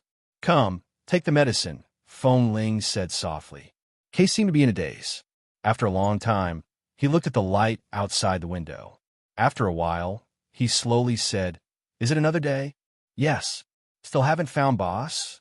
No. Feng Ling's expression was impassive. She lowered her head to blow at the medicine in the bowl. The doctor here uses some local medicine. I don't know what it is, but since he can save your life, it means that their medicine is also useful. It just doesn't smell good. Bear with it and drink all of this. Kay closed his eyes and leaned back against her shoulder. I'm fine. There's no taste in my mouth right now. I can't feel whether it's sweet, salty, or bitter. The Chinese mother-in-law had asked the doctor for her, and the doctor said that Kay was poisoned by a chemical. They didn't know what kind of chemical it was, but it could affect one's 5 senses. He only lost his sense of taste, and his reaction was slow, which was already not bad. It was much better than being mute, blind, and deaf. Because they didn't know what kind of poison it was, there was no way to treat it. They didn't know if he would have a chance to recover in the future. In short, what they had to do now was to let him recover and save his life first. Feng Ling carefully fed Kay the medicine. Kay had to use all his strength to drink a bowl of medicine, even if he was sitting on the bed. In the end, he sat there weakly and looked at Feng Ling. For convenience, She specially asked for a long cloth from the old lady and tied her long hair behind her head. Because she didn't change her clothes last night, the old lady brought her a set of local cotton linen clothes. It was light blue and looked very good on her. Feng Ling, you've really changed a lot. Kay tried his best to widen his listless eyes and looked at her. In the past, when you were in the base, and now, you're really two different people. Feng Ling lowered her head, put down the medicine bowl, and then quickly wiped the medicine stains on his mouth with a towel. Other than the appearance, what else is different? Your eyes. Kay slowly curved his lips. You may not feel it, but really, your eyes have changed a lot. Really? In the past, your eyes were very clean. In your world, there was only one goal, to live well. Later, there are feelings, warmth, and things you cared about in your eyes. Later, after you returned to the Feng family, there were many things holding you back. Your eyes were filled with the struggle, helplessness, depression, and forbearance that all normal people would have. Although you're still the same you've changed a lot. At least, you're no longer the little Feng Ling who was inexperienced in the world. Feng Ling sneered. You're only a few years older than me, and you say I'm inexperienced? Kay also smiled. I'm just older than you. Look, we were still teenagers back then, but now we're all grown up. Feng Ling curved her lips. All right, let's not talk about the past. Rest well. I'll go out for a walk. Kay knew that she wanted to go out to see if there was any possibility of finding Li Nanheng, so he did not force her to stay. He only said, be careful. After leaving the place where Kay and the doctor lived, Feng Ling drove around the Gorkin farm. Today was the second day she had been here. It was already evening. There were many locals washing things near the river in front of them. The way of life of the people here was very ancient and simple. Their water source was this river, so when Kay was washed here, he was immediately discovered. She could not drive any closer. Feng Ling parked the car in the open space by the Gorkin farm town and walked over. She saw someone washing clothes by the water. When she turned back, she saw a young girl in her 20s washing things. There seemed to be a lot of blood on her clothes. Looking at the bloodstains, Feng Ling subconsciously walked over. However, when the girl saw someone approaching, she suddenly raised her eyes to look at her. Seeing that it was a stranger who did not look like a local, she immediately lowered her head warily. She put the unwashed clothes into the basin and turned to wash them in a place further away. Feng Ling saw that she did not seem to want to be approached, so she did not go over. She only looked at the young girl from afar. This girl looked like she was mixed race, but didn't the China mother-in-law say that she had already greeted the people here and that they would no longer be wary of her? Why did this girl seem to be carefully guarding against something? Chapter 1361. Feng Ling drove around the river overnight and went to the jungle. She found that this jungle was really different from the jungle she had lived in when she was young. One was near the sea, but it was still a jungle close to the beach. No matter what, it wouldn't be as dangerous as the ancient jungle. For example, the jungle in front of her was indeed, as they said.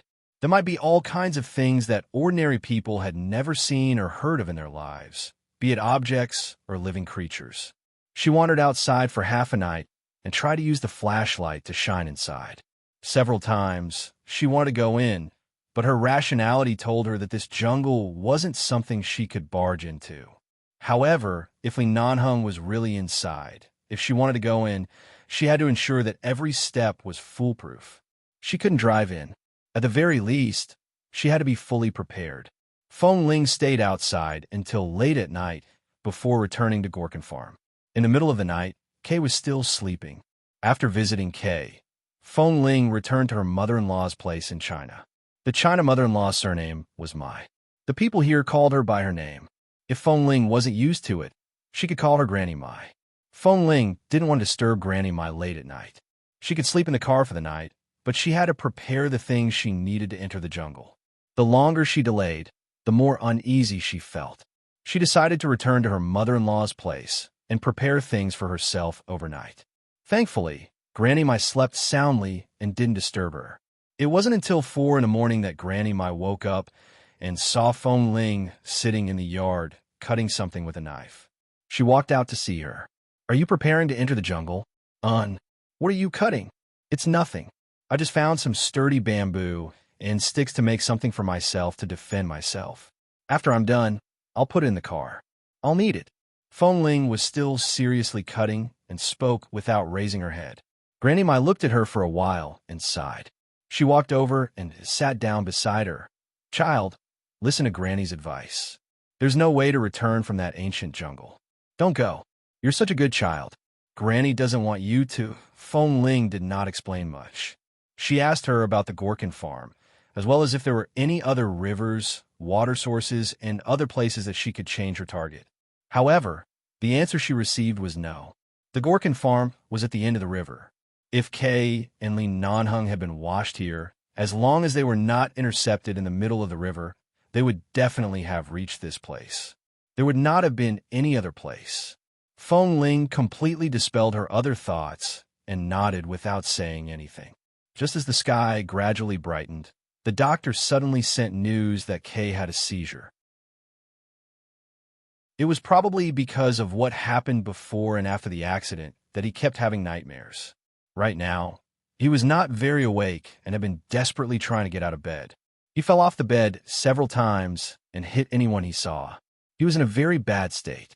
Hearing this, Feng Ling quickly put down the things in her hands and rushed to the doctor. When she arrived, Kay was still sitting on the ground by the bed, going crazy. Feng Ling quickly rushed over to talk to him and told him many things about Kay's past. Only then did he gradually calm down. In the end, he was finally willing to be helped back to the bed by her. He had recovered from the fright, and his twitching body gradually calmed down. Kay was in such a state and could not leave his side for the time being. The doctor asked her to stay here to guard him. Although Feng Ling was anxious to go to the jungle to look for Li Nanheng, seeing that Kay was in such a state, she could not leave. She could only sit by the bed and guard him. In the morning, Granny Mai tidied up the things that Feng Ling had cut in the courtyard and placed them on the stone table in the courtyard. At this moment, a young girl suddenly walked in. Grandma, I forgot how to add water to the Chinese porridge you taught me before. Quickly teach me again. Granny Mai looked at Granny Mai. The girl who came was Granny Mai's granddaughter, Carrie. She was only 22 years old this year. Their family had a lot of residences in the Gorkin farm. Carrie had long moved to a new yard by herself. She grew flowers and grass on her own and lived a carefree life. This granddaughter was usually obedient and considerate, so Granny Mai did not worry too much. Don't you like Chinese-style porridge? Why do you suddenly want to make porridge?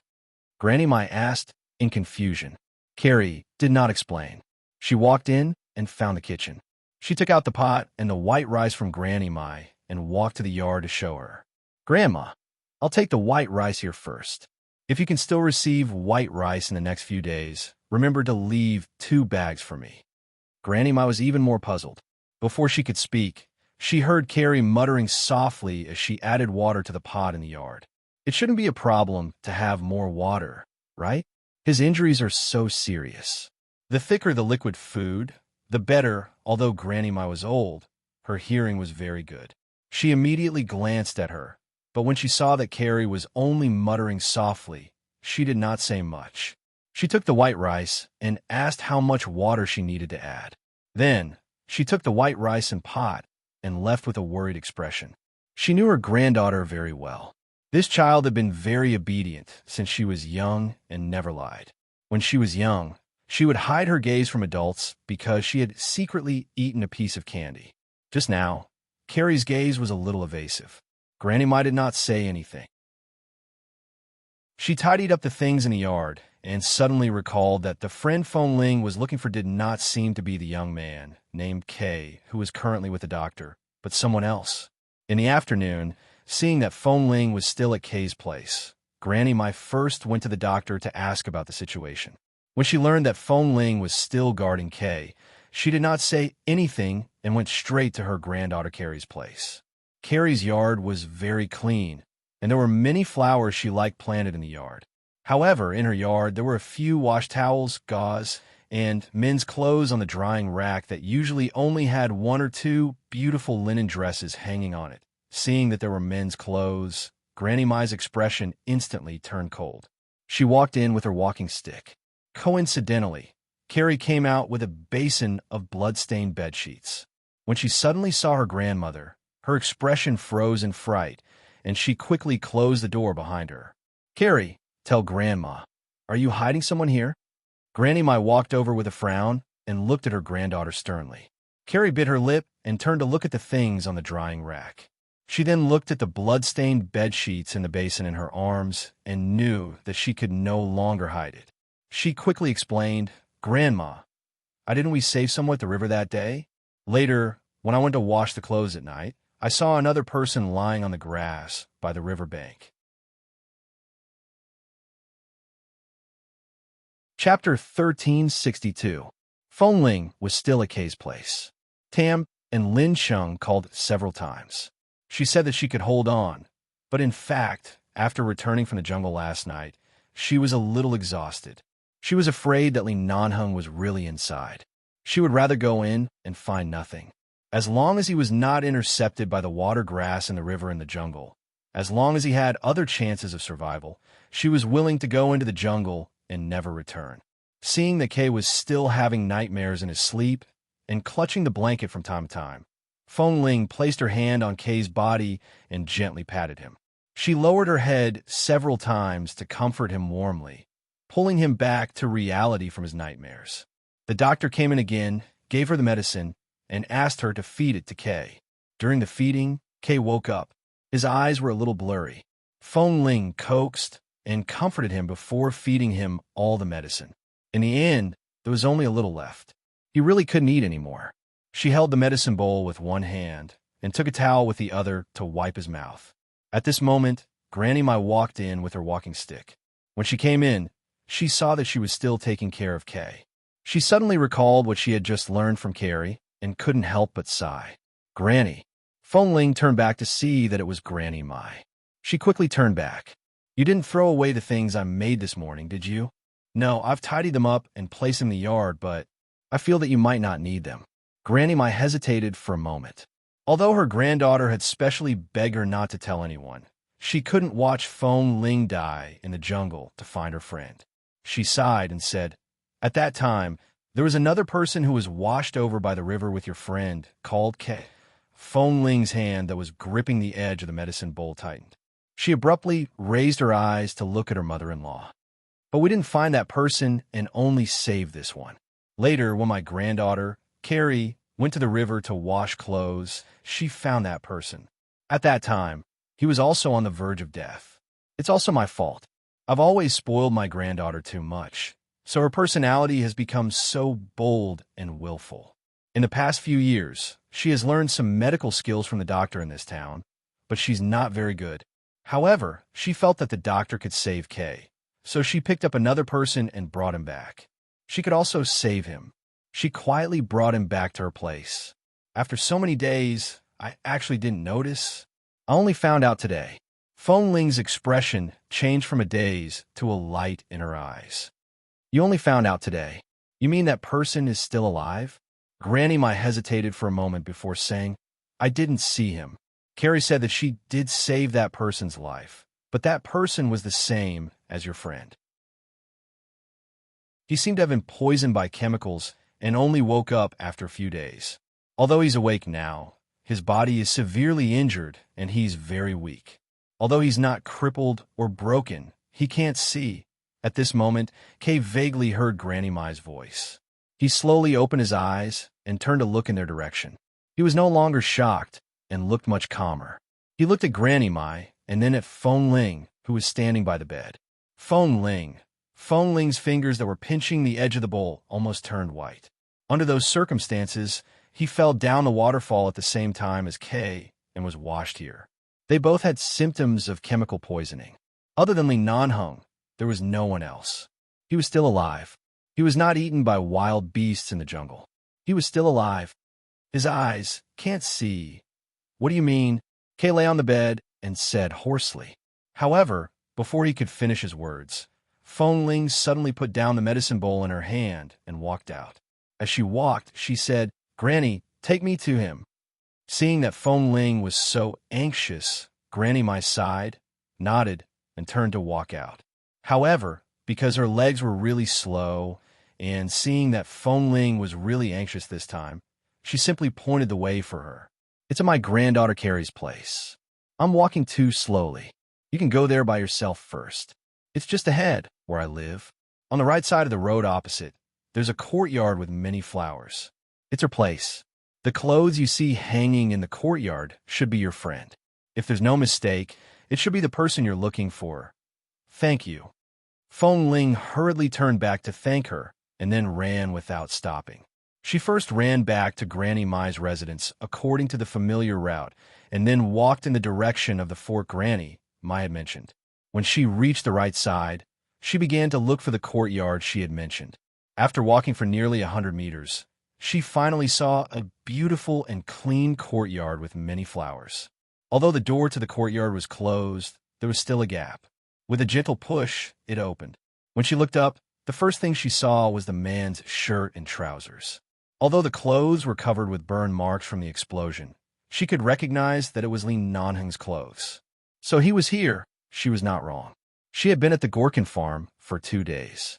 It turned out that he was only a few hundred meters away from her. He was still alive, breathing, and she could still hear news of him. Feng Ling forcefully suppressed the frequency of her hands and feet trembling with excitement. She calmly walked into the courtyard. When she walked in, she seemed to hear coughing coming from the house. The coughing sounded intermittent and very low. She couldn't tell if it was a simple cough or something, but that voice was indeed a very hoarse man's voice. Feng Ling abruptly walked to the door and saw that it was locked from the inside. She then looked around for the window, but after searching for a long time, she couldn't find any window that was open. The women in the Gorkin farm had a habit of protecting themselves, especially unmarried girls. They wouldn't casually reveal everything in the window. Feng Ling simply knocked on the door. After knocking for a long time, she finally heard footsteps from inside. The door opened, and the young girl she had seen by the river appeared. When she looked up to see Feng Ling, Carrie was shocked. "Sorry to disturb you. I'm looking for Li Nanheng." Feng Ling looked straight into her eyes. If she wasn't Granny Mai's granddaughter, she might have pushed her away and barged in. Carrie seemed unfamiliar with Li Nanheng's name. She looked at her strangely. "Are you the person my grandmother took in? Isn't the friend you're looking for at the doctor's place?" "The person in the doctor's room is indeed my friend, but the man in your room is my fiancé. His name is Li Nanheng." Feng Ling still looked into her eyes, and her words revealed a hint of sharpness that could not be ignored. Chapter 1363. The word fiancé caused Carrie's eyelids to twitch. Her expression turned cold. "The person you're looking for isn't here." With that, she was about to close the door. "Wait."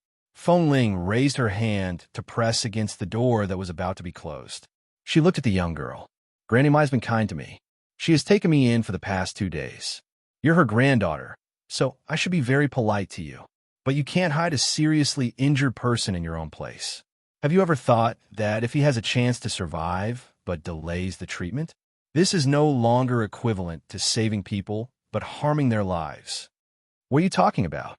What delay the treatment?" Carrie's expression was unhappy.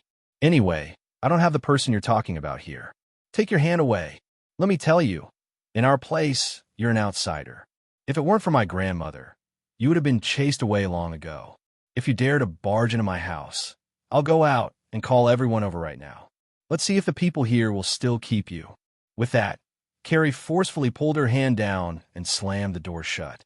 At the same time, they could hear the sound of the door being locked from the inside again. Feng Ling looked at the tightly shut door in front of her, and her expression darkened. It was indeed because of Granny Mai that the people in this town trusted her. However, she was an outsider after all, so even if the people here would not chase her away, they would carefully avoid her when they saw an outsider. If she did anything impulsive here, Carrie, who had grown up here, would definitely be chased away to protect her. Kay was still here, and so was Li Nanheng. She couldn't be rash, especially since Carrie was Granny Mai's granddaughter. If it weren't for Granny Mai, she wouldn't have known about this. However, right now, she really wished she could kick open the door in front of her and rush in to see how badly Li Nanheng was injured. Feng Ling stood outside the door for a long time. She raised her hand and knocked a few more times. This time, Carrie couldn't even be bothered to respond. She did not make a sound. After about 10 minutes, Feng Ling heard a cough again. She shivered and hurriedly walked back and forth in the direction of the sound. Finally, she walked near the closed window. The sound was the clearest one she had heard recently. She pressed her hand against the window. The coughing just now was intermittent, but now she could not hear it anymore. His hand on the window was a little cold, contrary to the hot temperature in this place. It was very quiet inside. She didn't know if Li Nanheng was awake or unconscious. Granny Mai finally rushed over. Seeing Feng Ling standing outside the window, deep in thought, she immediately understood something and rushed over. "How is it? You didn't see your friend?" Feng Ling turned to look at her and then raised her finger to point at the clothes on the drying rack.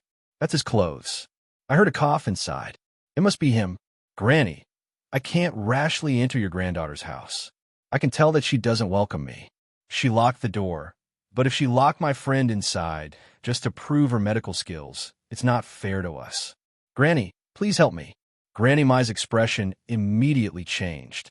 "Nonsense." With that, she frowned and turned to the door. She raised her hand and knocked on the door. "Carrie, open the door." It was quiet inside for a while. "Carrie, Grandma's going to be angry," Granny Mai said unhappily. "The person inside is Miss Feng's friend. She's seriously injured. Don't mess around." Finally, Carrie's voice came from inside. "Grandma, that woman is lying. I asked him, and he said he doesn't know anyone surnamed Li, nor does he know the woman outside. Either she's mistaken, or she's lying. Grandma, it's so unsafe outside. How can you let a stranger stay here? Since she's already found that friend, she's still finding all sorts of reasons not to leave. I think she must have some other motive." Granny Mai was startled. Feng Ling shook her head when she turned to look at her. Granny Mai sighed and knocked on the door again. "Open the door first and let her in to take a look. If it's really not her friend, she won't do anything to you. She'll leave immediately." "No, his injuries haven't healed yet. He can't be exposed to the wind." Carrie's voice was very unhappy and impatient. "Grandma, don't bring a stranger here. I saved him and even woke him up. This means that there's no problem with the medicine I used. Furthermore, he can't see right now. If that woman comes in and insists that she knows him and he can't see who she is, it's not fair to him. I won't let her in. You child." And he clearly said that he doesn't know the woman outside. Why should he let her in? He's already injured. If she brings in any dirty things or bacteria, it won't be good for him. Carrie raised her voice. "Grandma, quickly take her away. Don't let her come again." Feng Ling said, "Miss Carrie, you know the situation of my friend at the doctor's place. They were all poisoned by the chemical smoke and have all sorts of symptoms. His eyes and his inability to remember me might only be temporary. No matter what he has forgotten, it might just be a symptom. Let me take a look at him. I can tell with one look that he is..." "Stop lying. He didn't forget anything. When he woke up, he told me the reason why he was injured. Although he's very weak now, his words are clear and he's always been sober. It's just that his eyes can't see. If he says he doesn't know you, then he doesn't know you." Carrie's tone was still unyielding. Feng Ling couldn't believe it. She couldn't believe it either. His words were clear. His memory was clear. How could he not remember her? It was impossible. She turned to look at the clothes hanging on the hanger outside. She walked over and took the clothes down. She looked at the material and size of the clothes, and then at the scorch marks on them. This was Li Nanheng's clothes. The only person who could be rushed to Gorkin Farm with Kay was Li Nanheng. There couldn't be anyone else. If she didn't lie, then the one who lied was someone else. Could Li Nanheng refuse to meet her when he knew she was here, and even say that he didn't know her? The only person who lied was this Carrie. But why did she lie? Chapter 1364. At the very least, Li Nanheng was alive. She was extremely sure of this. If he was still alive, then everything was fine. No matter if he was injured, disabled, or blind, he was still alive. Feng Ling suppressed the anger in her heart and said calmly, "Granny, if she really doesn't want me to go in, I won't disturb her, but can you call the doctor here to take a good look? Don't delay the treatment. Carrie was suddenly unconvinced. She stood up and opened the door. After opening the door, her gaze flickered on Granny Mai's body for a moment before turning to look at Feng Ling. Are you looking down on my medical skills? A person who was almost dead when I saved him is now alive and well. Other than the fact that he can't see, there's nothing wrong with him. What right do you, an outsider, have to look down on my medical skills? Carrie, speak properly. Granny Mai reprimanded. Carrie rolled her eyes at Feng Ling and said impatiently, Grandma, I'm not lying. He really said that he didn't know her. You guys were so loud outside, and he was awake the whole time. She must have heard him coughing. If he knew her, he would have spoken long ago, but he said that he didn't know her. Impossible. Feng Ling looked up. If you don't believe me, ask him yourself. Anyway, I won't let you in. Didn't you hear him resting on the bed by the window? Ask him yourself through the window. Carrie rolled her eyes at her impatiently. You're standing right here. It's not like I can give him any bewitching soup. If he says he doesn't know her, he doesn't know her. There's no need for me to lie to you. Feng Ling's heart suddenly skipped a beat. She turned and walked back to the window. She raised her hand and pressed it against the window. She looked at the yellowing cloth that covered everything inside and slowly tightened her fingers on the window. Li Nanheng, is it you? There was no sound inside. I'm Feng Ling. Her voice was slightly hoarse. I'm here to look for you. There was still no sound inside, but after a moment, there was a suppressed cough. It was the kind of cough that sounded uncomfortable, but it was the kind of cough that was restrained and suppressed without amplifying the sound. This meant that he was indeed awake.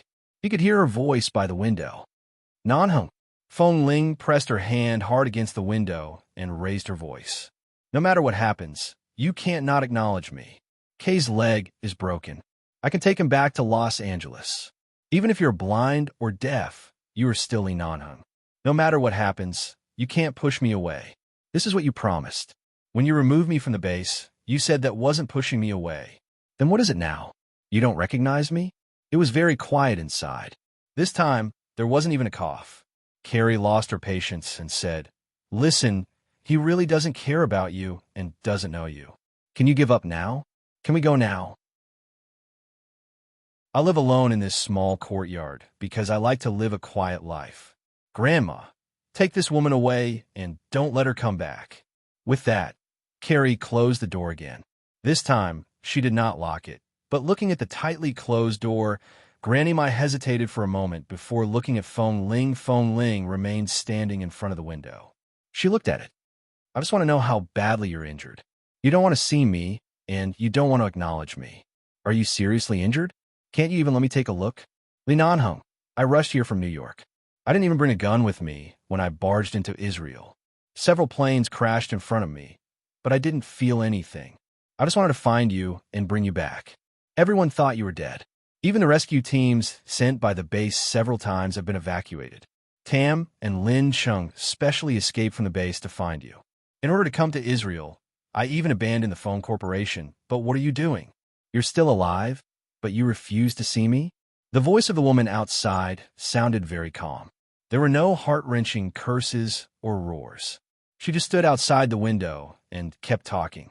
After Carrie closed the door, she kept listening to the sound. She then turned her eyes and looked at the man who had been sitting silently by the window on the bed. He really did not speak.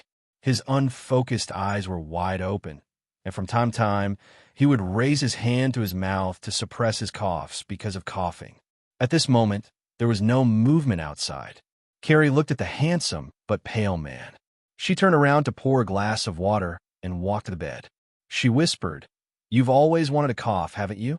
Drink a glass of water to suppress it. The man on the bed did not move. When he heard the footsteps outside the window gradually disappear, he slowly raised his hand but raised it aimlessly in the air. Knowing that he could not see, Carrie quickly placed the glass of water in his hand. However, the man had been suppressing his cough for too long. At this moment, his hand suddenly touched the glass of water and accidentally knocked it over.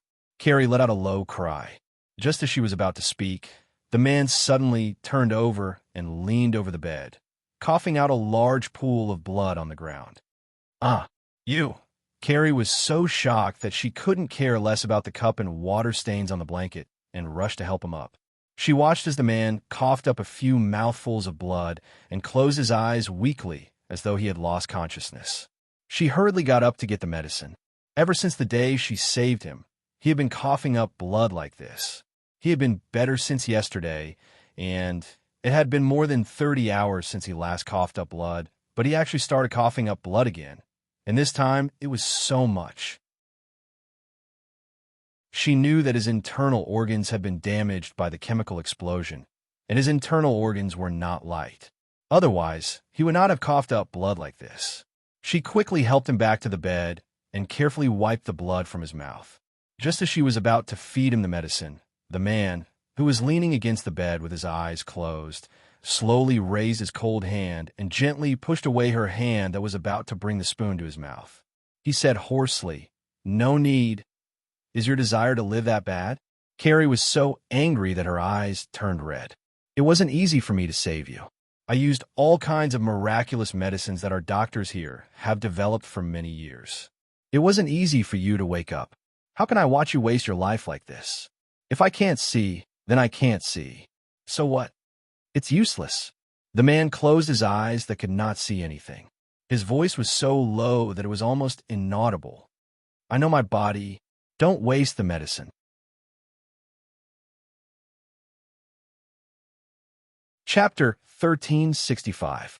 Carrie bit her lips hard and looked at him for a long time before saying, "Will you obediently take the medicine and let me treat you properly if I call that woman named Feng Ling back?" The man on the bed no longer spoke. She glared at him with red eyes. "You actually know her, don't you? No matter if what she said about fiancé is true or not, you know her. You just don't want her to see you like this, right?" The man frowned and closed his eyes. "If you still refuse to take the medicine, I'll call her back now and let her watch you eat it." "Don't." His pale brows furrowed even more. As expected, she scooped the medicine and brought the spoon to his mouth. "Then drink the medicine now. You're injured in your internal organs. These medicines are useful to you. If I really can't cure you, you should have stopped breathing the day I brought you back. You have to believe me, and you have to believe in the medicine here. If you don't drink it, I'll call her back now. She left with my grandmother. She definitely hasn't gone far yet. Maybe if I shout now, she can hear me." Before Carrie could finish speaking, the man on the bed had already opened his pale and bloodless mouth. Seeing that he was willing to drink the medicine, Carrie was still angry. She didn't know why she was angry. She only knew that the relationship between this good-looking man and that woman was definitely not ordinary. He really didn't want her to see him like this. He was clearly seriously injured and hoped that someone would take care of him by his side, but he would rather not acknowledge her than be willing to be seen like this. His body was covered in wounds, and his eyes could not be seen. His face was fine, but there was a mark on his cheek. It was not very obvious, and after it healed, it would probably not be visible anymore. It was just that he was frighteningly pale and thin. Every day, she helped him change into the soft and comfortable white cotton clothes here, but every day, they would still be soaked in blood. That day, when she went to the riverside to clean the blood-stained clothes, the woman named Feng Ling looked at her with such a gaze. At that time, Carrie's heart inexplicably panicked. She was afraid that she would be discovered hiding a patient here, so she quickly walked away to avoid him. However, she still found him, but she didn't expect him to refuse to acknowledge her. With great difficulty, she managed to feed him half of the medicine, but he coughed up quite a lot of it. Carrie quickly went to scoop some more medicine and continued to feed him, but at this time, he could no longer drink it. He would spit out a mouthful after drinking a mouthful. It was obvious that his body was very uncomfortable and suffering. He laid quietly on the bed with his brows slightly furrowed. He waved his hand with a pleading attitude and said in a low voice, "Don't feed me. I can't drink it." Knowing that he really couldn't drink it, Carrie stood by the bed for a moment and had to think of other ways. Outside, Feng Ling supported Granny Mai back. Granny Mai glanced at her from time to time, but Feng Ling remained silent. "Child, don't be too sad. Maybe it was just a coincidence." Granny Mai comforted her. However, Feng Ling only curved her lips slightly. There was no extra emotion in her eyes. I didn't make a mistake. Seeing that she was stubborn, Granny Mai couldn't persuade her anymore. In fact, Granny Mai also felt that it couldn't be such a coincidence. She also felt that someone must be lying. However, she understood her granddaughter. Although her personality was spoiled, she definitely didn't have any bad intentions. She wouldn't be so heartless to hide it when she could clearly see that Feng Ling was in a hurry. At first, when she said that there was no one at home, she was indeed lying, but later on, it didn't seem like she was lying. The person at her place should have really said that he didn't know Feng Ling. Feng Ling said that she didn't recognize the wrong person, but she didn't continue to pester Carrie. After helping Granny Mai back, she didn't say anything else. She didn't need the various things she had cut on the ground. She only glanced at them before leaving. Feng Ling returned to Kay's place. Kay had been waiting bitterly for her to return. Even though he was very weak, he had been waiting. Finally, when he saw Feng Ling return, he struggled to sit up. "How is it? Did you find Boss Lee? Is that him?" Feng Ling walked to the bed. "It's him." Kay's face was filled with joy. He was about to say that it was great that Boss was still alive, but when the words reached his mouth, he saw that Feng Ling's expression was very calm and didn't look very happy. He immediately couldn't smile and asked tentatively, "Then you?" "He refused to see me," Feng Ling said softly. She sat by the bed and looked at the scorching sun outside the window. "He didn't recognize me and didn't want to see me." Kay's expression softened. After a moment, he said, "If it's really him, I can understand what Boss is thinking." Feng Ling was silent and did not speak. He's such a proud person. For so many years, he's always been a winner. Even if he's injured, he never feels embarrassed. However, if he really can't see, no matter how proud he is, he won't be able to take it, especially when facing you. He can't face you at all. Kay said hoarsely, "Feng Ling, since you know that Boss is still alive, this is good news. Don't be anxious. Give him some time. His injuries are so serious. I can't wait forever, and I can't delay like this." Feng Ling was calmer than she had expected. "I have to think of a way to bring you back. At least, I have to leave Israel." Kay coughed and said, "Although I've never seen the medicine used by the doctors here, every country has something passed down. Their medical skills have at least saved our lives." "I know, but right now, you need to go back for more specific surgeries, as well as lung washing, blood clearing, and disinfection. Chemical drugs are no joke.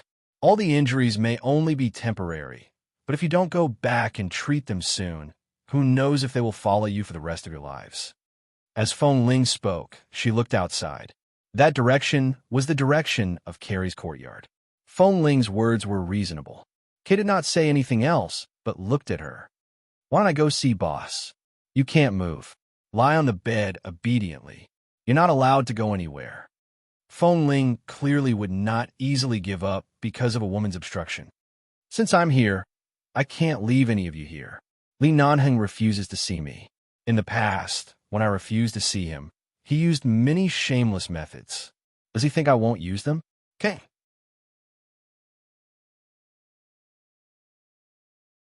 Chapter 1366. That night, Feng Ling went to Carrie's house again. This time, she did not directly enter Carrie's courtyard. Instead, she stood outside for a while. Hearing the sound of the door opening, she turned slightly to the side and took a look inside. Carrie held another basin of blood-stained clothes in her hand, but this time, she did not seem to intend to go to the river outside to wash them. Instead, she opened a large water tank in the yard and got some water from it. She squatted in the yard to wash the bloodstains on the clothes. Although the sky was already dark and there were no streetlights in a barren place like the Gorkin farm, Feng Ling's eyesight had always been good. Especially at night, her eyesight was not affected by the sky at all. She could accurately tell that the blood on the clothes had just been stained. In other words, Li Nanheng's injuries had not healed and were becoming more and more serious. Based on the frequency at which Carrie washed these bloody clothes, his injuries should be more serious than Kay. Apart from his broken leg and slightly slow reaction, Kay was fine. At the very least, he could communicate with her normally. As long as he recuperated for a few more days, when Tam and Lin Chung arrived, they could help bring him back. As for Li Nanheng, it seemed that the wounds on his body would often bleed. Feng Ling stood silently outside the yard and watched Carrie wash clothes. After watching for a long time, she gently pushed open the door and walked in. The door outside the yard suddenly opened with a creak. Carrie's hand paused in the water. She turned back to see that it was Feng Ling, who had come once during the day. Knowing that Feng Ling indeed had something to do with the person inside, Carrie couldn't be too wary of her right now. However, she still glanced at her unhappily. "What time is it? Why are you here in the middle of the night?" "I prescribed a lot of medicine from the doctor." Feng Ling was actually holding a bag of things in her hand. She placed the medicine on the stone table beside Carrie. "Don't mind me. I didn't mean to underestimate your medical skills. I was just worried that you didn't have enough medicine here, so I asked the doctor for some." Carrie still didn't have a good expression on her face. She didn't even look at the medicine and lowered her head to continue washing the clothes. As she scrubbed with her hands, she said coldly, "You make it sound nice. You're afraid that there's a problem with my medicine, right? You're also very smart. You should know that I'm not lying. I can guess why he doesn't want to see me, but please let me go in to see him. At least let me know how badly he's injured. If it's really serious, he must immediately return to where he belongs and let him be treated as soon as possible. And if his eyes are really blind, he should go to a proper hospital for a proper examination and treatment as soon as possible." Feng Ling looked at her. "Miss Carrie, you're willing to save a life, which means that you're a very kind and warm-hearted person. I said I don't know you, but you still insist on sticking to me. He doesn't even want to see you, and you keep saying that you're his fiancée. Don't you feel ashamed?" When Carrie hid something in her heart, she didn't know how to hide it. She didn't want to continue the topic of whether that person wanted to see her or not. She just raised her eyes and looked at her. "I've already expressed it very clearly during the day. You know his attitude very well. He doesn't know you. Granny Mai is a very gentle person. I don't want anything unpleasant to happen between me and her granddaughter. I hope Miss Carrie won't be too stubborn." Feng Ling's voice turned cold, and her eyes were cold. Carrie sneered. "You barged into my house in the middle of the night. If I don't let you in, can you still barge in?" Feng Ling did not speak, but she had already answered with her actions. She turned and walked toward the tightly shut door. "Hey, what are you doing?" Seeing that she really had the intention to barge in, Carrie quickly stood up and chased after her. She stepped forward and opened her arms to block the closed door. She glared at the woman who had lost a lot of patience and clearly didn't want to be entangled with her anymore. She glared at her. "This is my home. You can't barge in. What if I insist on going in?" Feng Ling's eyes were not particularly cold, but her gaze was indeed like a thin layer of smoke behind the cold fog as she looked at her. She had indeed run out of patience. Li Nanheng's physical condition could not be delayed. "Then I'll ask the people here to chase you out," Carrie said as she pulled a bell by the side of the door. Feng Ling glanced at the bell. If she guessed correctly, this should be a signal used by the locals of Gorkin Farm.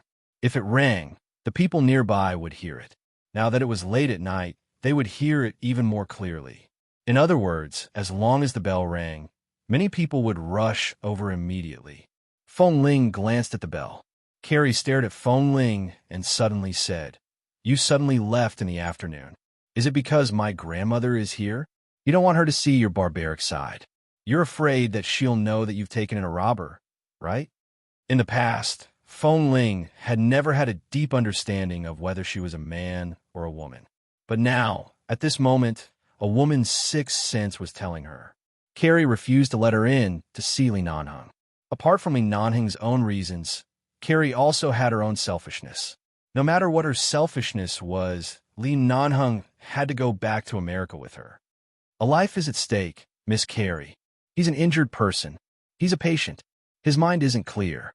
Is your mind also not clear?" Feng Ling didn't want to cause a ruckus in Gorkin Farm at such a late hour, but she didn't give in. "Do you want him to die here? Or do you want him to go to a professional hospital to receive proper treatment and surgery?" Carrie's expression turned bitter because of her words. "What formal hospital? I've never seen it. I've been here since I was young.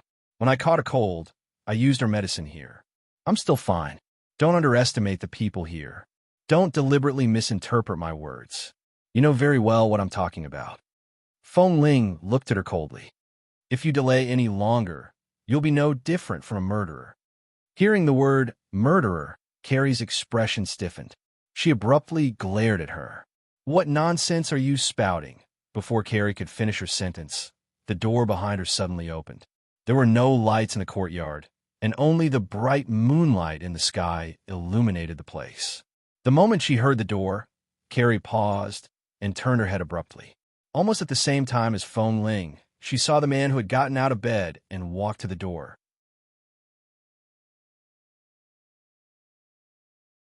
Chapter 1367. The man's eyes were unfocused, but this house was not big and there were not many things inside. There were not many obstacles, and the bed was relatively close to here. He must have groped his way over. The moment the door opened, Feng Ling's footsteps were rooted to the ground. It was Li Nanheng. However, his face was as pale as paper. There was a trace of blood on one side of his cheek and on his forehead. The cotton clothes on his body seemed to have just been changed. They were clean without a trace of blood. He had lost a lot of weight, and there was a lot of stubble around his chin. Although his eyes were open, they were as calm as a lake of stagnant water. He did not move at all. "Ah, why did you get out of bed?" Carrie cried out softly and quickly turned to help him up. However, the man behind the door only placed one hand on the door and opened his unfocused eyes. Then, when Carrie approached, he raised his hand and suddenly held Carrie's hand. "I heard some noise outside, so I came out to take a look." Li Nanheng's voice was so hoarse that it was almost inaudible, but the surroundings were very quiet. This short sentence was very clear. Carrie was also startled by his sudden hold of her hand. Then, her face strangely turned red and her expression was somewhat awkward. Before she could speak, she heard Li Nanheng hold her hand and say, "Did that person come to disturb you again?" That person? Feng Ling's gaze was fixed on Li Nanheng's face. From the beginning, she was pleasantly surprised, and then shocked. Earlier, she had only been focused on his condition, but now she abruptly noticed where his hand was placed. He was so intimate that he seemed to be very dependent on Carrie. Half of his body was almost leaning on Carrie. He held her with one hand and supported the door with the other. His movements were natural, as if Carrie was the woman he trusted the most and was the safest. Yes, she's here again. It seems like she was going to barge in and wake you up, right?" Carrie said as she supported him. "Let me help you back to bed first." "How can you get out of bed now?" Li Nanheng stood in front of the door and did not move. However, he opened his eyes that were like stagnant water and looked in the direction of the person standing outside the door. "Go. Don't come back again." Feng Ling stared at his face and into his eyes. "Li Nanheng." The man's expression was very calm, and his voice was still faint and unfamiliar as if he really didn't know her. "I don't know you. So, you lost your memory?" Feng Ling slowly clenched her fists and stared at him. "Li Nanheng, you don't remember me, don't remember yourself, don't remember 11 base, and don't remember everything, right?" The man stood motionless in front of the door and did not speak again. All right, don't say any more. His body can't take it." Carrie felt that the weight of the man's body could no longer support him and was gradually turning toward her. She quickly supported him and turned to look at Feng Ling this time. "You've seen him. You've said what you need to say. If I say I don't know you, I don't know you. Is that enough?" With that, Carrie supported him with one hand and quickly closed the door with the other. Feng Ling suddenly stepped forward and pressed her hand against the door, staring at the man who couldn't see her at all. "Li Nanheng, I'm here to take you back to America. Must you do this? Are you done? A man doesn't even want to see you and doesn't know you, yet you're still so shamelessly pestering him. Isn't it too shameless?" Carrie glared at her as she spoke. "If you don't leave, I'm really going to call for help." Feng Ling stared expressionlessly at the man in front of her. She suddenly raised her hand and tugged the bell by the door down. Seeing that this woman had easily tugged the bell down, Carrie's expression was shocked. If it weren't for the fact that you saved him, you would have been knocked unconscious by me. Please shut up." Feng Ling turned her eyes and coldly glanced at Carrie again. She then retracted her gaze and pressed hard against the door. She stared at the silent, pale man. Li Nanhong, now that this shameless person has become me, are you happy? If you don't vent your hatred, come back with me now. After returning to America, you can do whatever you want. Don't waste your life here. However, the man's expression did not change. He only took a step back to avoid Feng Ling's aura. At the same time, he turned his pale face away and lowered his head to speak hoarsely in Carrie's ear. Close the door. When Carrie heard his words, she felt that his weight on her body was becoming heavier and heavier. She was afraid that she really couldn't hold on any longer. She quickly pulled out the latch from the door and raised it to Feng Ling. If you don't leave, I'm going to hit you. However, Feng Ling did not even look at her. Let me tell you, I've been here since I was young. Not only have I learned medicine, but I've also learned martial arts from many people. Don't force me to really hit you. It won't look good if two women fight. As soon as Carrie finished speaking, she suddenly felt that her hand was strangely empty.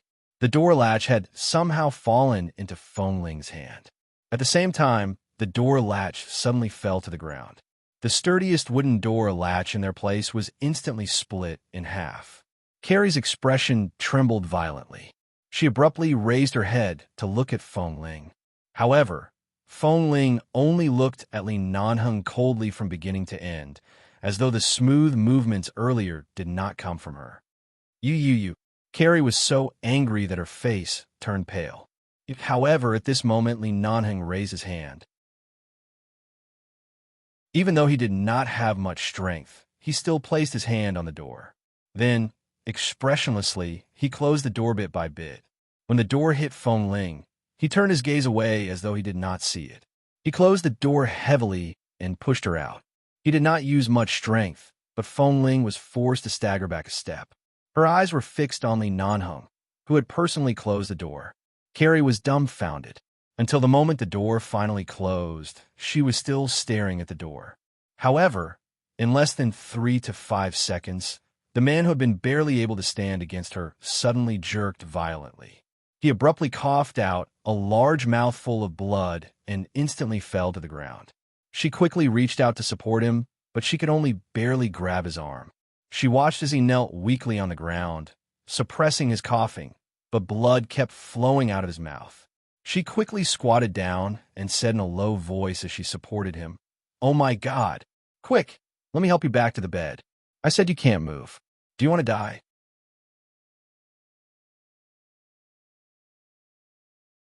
Chapter 1368. Feng Ling stood outside the door and did not leave. Her hearing was very good. She heard the sounds of suppressed coughing and vomiting. Then she seemed to hear Carrie whisper, "Why is there so much blood again?" Feng Ling abruptly stepped forward and pushed the door twice, but it did not open.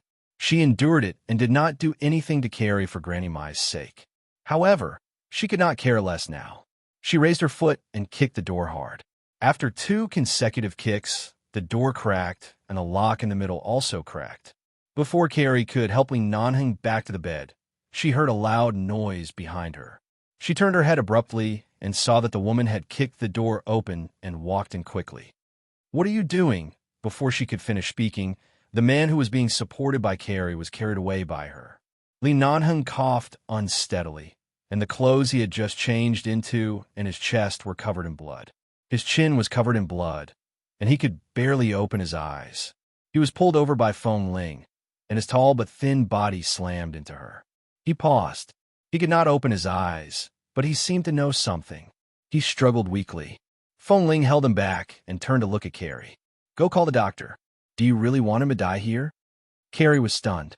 Looking at Feng Ling's gaze, she felt that she was too strong and could not resist. Although she was very confident in her medical skills, looking at Li Nanheng's current state, she pursed her lips, turned around, and rushed out. Seeing that Carrie was finally willing to call the doctor, Feng Ling first looked at the environment in the room. It was very clean, but there were 2 large pools of blood on the ground from the door to here. Although the light in the room was not particularly bright, it was enough to see everything clearly. She helped Li Nanheng onto the bed and rushed to wipe the blood around his chin with a towel. The man slowly opened his eyes. He seemed to have difficulty breathing, and his eyes were still unfocused. He slowly raised his hand to push her hand away, but Feng Ling forcefully pressed him down. She pressed the towel firmly against his chin and said sternly, "Don't move." The man frowned imperceptibly, but he was so tired that he could not speak. He was also so uncomfortable that he could only keep swallowing the smell of blood that he wanted to vomit. He endured it, but it was not difficult to tell that he was really uncomfortable. "Li Nanheng, if you dare to die, I'll immediately take out a gun and shoot myself in the head. Since I was young, everything important in my life has been entangled with you. If you dare to abandon me, even if you go to hell, you can't shake me off." Feng Ling spoke as she pressed his shoulder hard and quickly wiped away the blood. She felt that although the man's hand only struggled for a moment, he did not move again. She didn't know if it was because he really did not have the strength or because of her words. But at the very least, he could not beat her now. It was difficult for him to even stand up. The arrogance he usually showed in front of her was gone. What could he use to fight with her? She wiped away the blood on his body and looked at the cotton clothes on his chest that were dyed red with blood. Feng Ling's heart had become especially calm after the torture of the past few days. Even if the man she had been searching for a long time was likely to die in front of her in the next second, she had to remain calm. Because why are you coughing blood? Are your internal organs injured? Where were you when the explosion occurred? Were you affected at the edge, or were you shaken into the water at the center of the earthquake? Feng Ling asked as she tugged at his clothes. Li Nanheng was indeed powerless to resist. Even though he knew what she was doing, he could only raise his hand weakly and then place it weakly on his lap. As soon as the blood-stained clothes on his upper body were pulled open a little, she saw that the man's skin, which should have been smooth, clean, and strong, was covered with wounds of all sizes. There were not many burns, but many of them seemed to be caused by falling and scratching when he fell. There was a large bruise on his chest. She didn't know if it was because of external injuries, internal injuries, or chemical poisoning. She was not a doctor, but she knew that if he continued to delay like this, he would really lose his life. Looking at the wounds, Feng Ling gritted her teeth hard and pulled open his sleeves. She saw the various scars on his arms and many swollen ones that seemed to have been washed by water a few days ago. It was simply unimaginable how he managed to survive this calamity. She could not imagine what kind of psychological blow and torment he would suffer when he opened his eyes and could not see anything. Earlier, she was still angry and hateful, but now she could not hate him. If it were her, she might also choose to die quietly by herself. She didn't want anyone to see her like this, which would make people sad and distressed. She held onto his arm tightly and gripped his sleeves. She forced the tears in her eyes back and put down his sleeves. Then, she tidied up his blood-stained clothes. Seeing that he couldn't even sit properly on the bed, she hurriedly helped him lie down. When she lay down, the man frowned. She paused and slowed down her movements slightly. At the same time, she whispered, "Did I hurt you?" The man closed his eyes and did not say anything, nor did he nod or shake his head. She continued to patiently help him lie down. After covering him with a blanket, she squatted down by the bed and looked closely at the thin, pale man lying on the bed with his eyes closed. The last time she saw him was at Mr. Mike's resort. He was still coaxing her to drink. He was still the same Li Nanheng from before, so determined to get her. However, the current Li Nanheng had lost so much weight in just a few days. He was so haggard and pale that she could hardly recognize him, especially in his attitude toward her. He used to be the man who could protect her domineeringly and patiently no matter how angry she was and how she ignored him. And at this moment, she had never seen him so haggard and weak. It was so rare for him to need her protection. This was different from the injuries he had suffered during a mission. He had even started to avoid her. Li Nanheng, listen. Feng Ling squatted by the bed and looked at his face. She raised her hand and gently stroked the stubble around his chin. As a man, you have to keep your word. If I lose, you have to go back and marry me. Seeing that he did not speak and did not turn his head, Feng Ling could not tell if she was comforting or mocking him. She said indifferently, "I didn't expect that a man like you, whose heart is thicker than a mountain and bigger than the sea, would feel inferior. So what if you can't see? Isn't your face not ruined? Can't you still rely on your face to eat? Why are you hiding?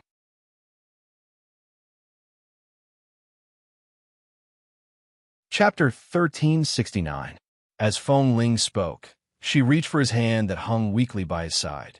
As soon as she held his hand, the man coughed violently again. She didn't know if it was because he instinctively wanted to cover his mouth or because he wanted to pull his hand out. In any case, he was trying to break free from her hand. Feng Ling didn't force him. After the man pulled his hand out, the suppressed cough made the pain in her heart that she had been deliberately suppressing emerge bit by bit. He suddenly couldn't help but cough violently again on the bed, and blood that he couldn't suppress flowed out of his mouth. Feng Ling quickly stood up and was about to help him sit up. It was too uncomfortable for him to choke back the blood. However, as soon as her hand touched his shoulder, the man seemed to have been electrocuted and suddenly shook her off. At the same time, he swung her hand away. Perhaps due to overexertion, the blood all over his body and chin made him look like a lonely soul who had just crawled out of a pool of blood. He looked extremely terrifying and pathetic. Then, he pushed away her hand that was about to reach out to support him again. However, because of his unstable body, he sat on the bed with one hand and staggered for support. He spat out another mouthful of blood and said in a low and hoarse voice, "Why are you still here? What are you doing?" Feng Ling frowned. "You still want to chase me away at a time like this? Li Nanheng, are you? Go." The man's face was filled with pain, and there seemed to be some impatience in the pain. He refused her touch and only pushed her hand away again and again. He staggered and lay on the edge of the bed. There were still traces of blood and foam in his mouth, and when he spoke, blood flowed out of his mouth. "Go!" Feng Ling was pushed away by him again and again, but she couldn't get angry at all. Seeing him like this, the pain in her heart spread bit by bit to her limbs. She quickly bent down to help him up. "Boss." This call of boss caused the man, who was trembling in pain and so weak that he could barely open his eyes, to frown imperceptibly. Feng Ling gripped his shoulder tightly and helped him sit up. "Don't push me. You can't leave someone by your side right now." Li Nanheng didn't look at her, seeing that in just a few days he had become so thin and pale that even the blood vessels under his eyelids could be seen clearly, and his body was so cold that all the warmth was about to fade. She quickly pulled the quilt on the bed over him and held him firmly in her arms like how he used to protect her in the past, not giving him the slightest chance to break free. She pressed her face against his, and her voice was close to his bloody mouth as she said, "Don't chase me away. Let me accompany you. Don't chase me away again." Li Nanheng clearly wanted to chase her away, but he didn't have the strength to do so.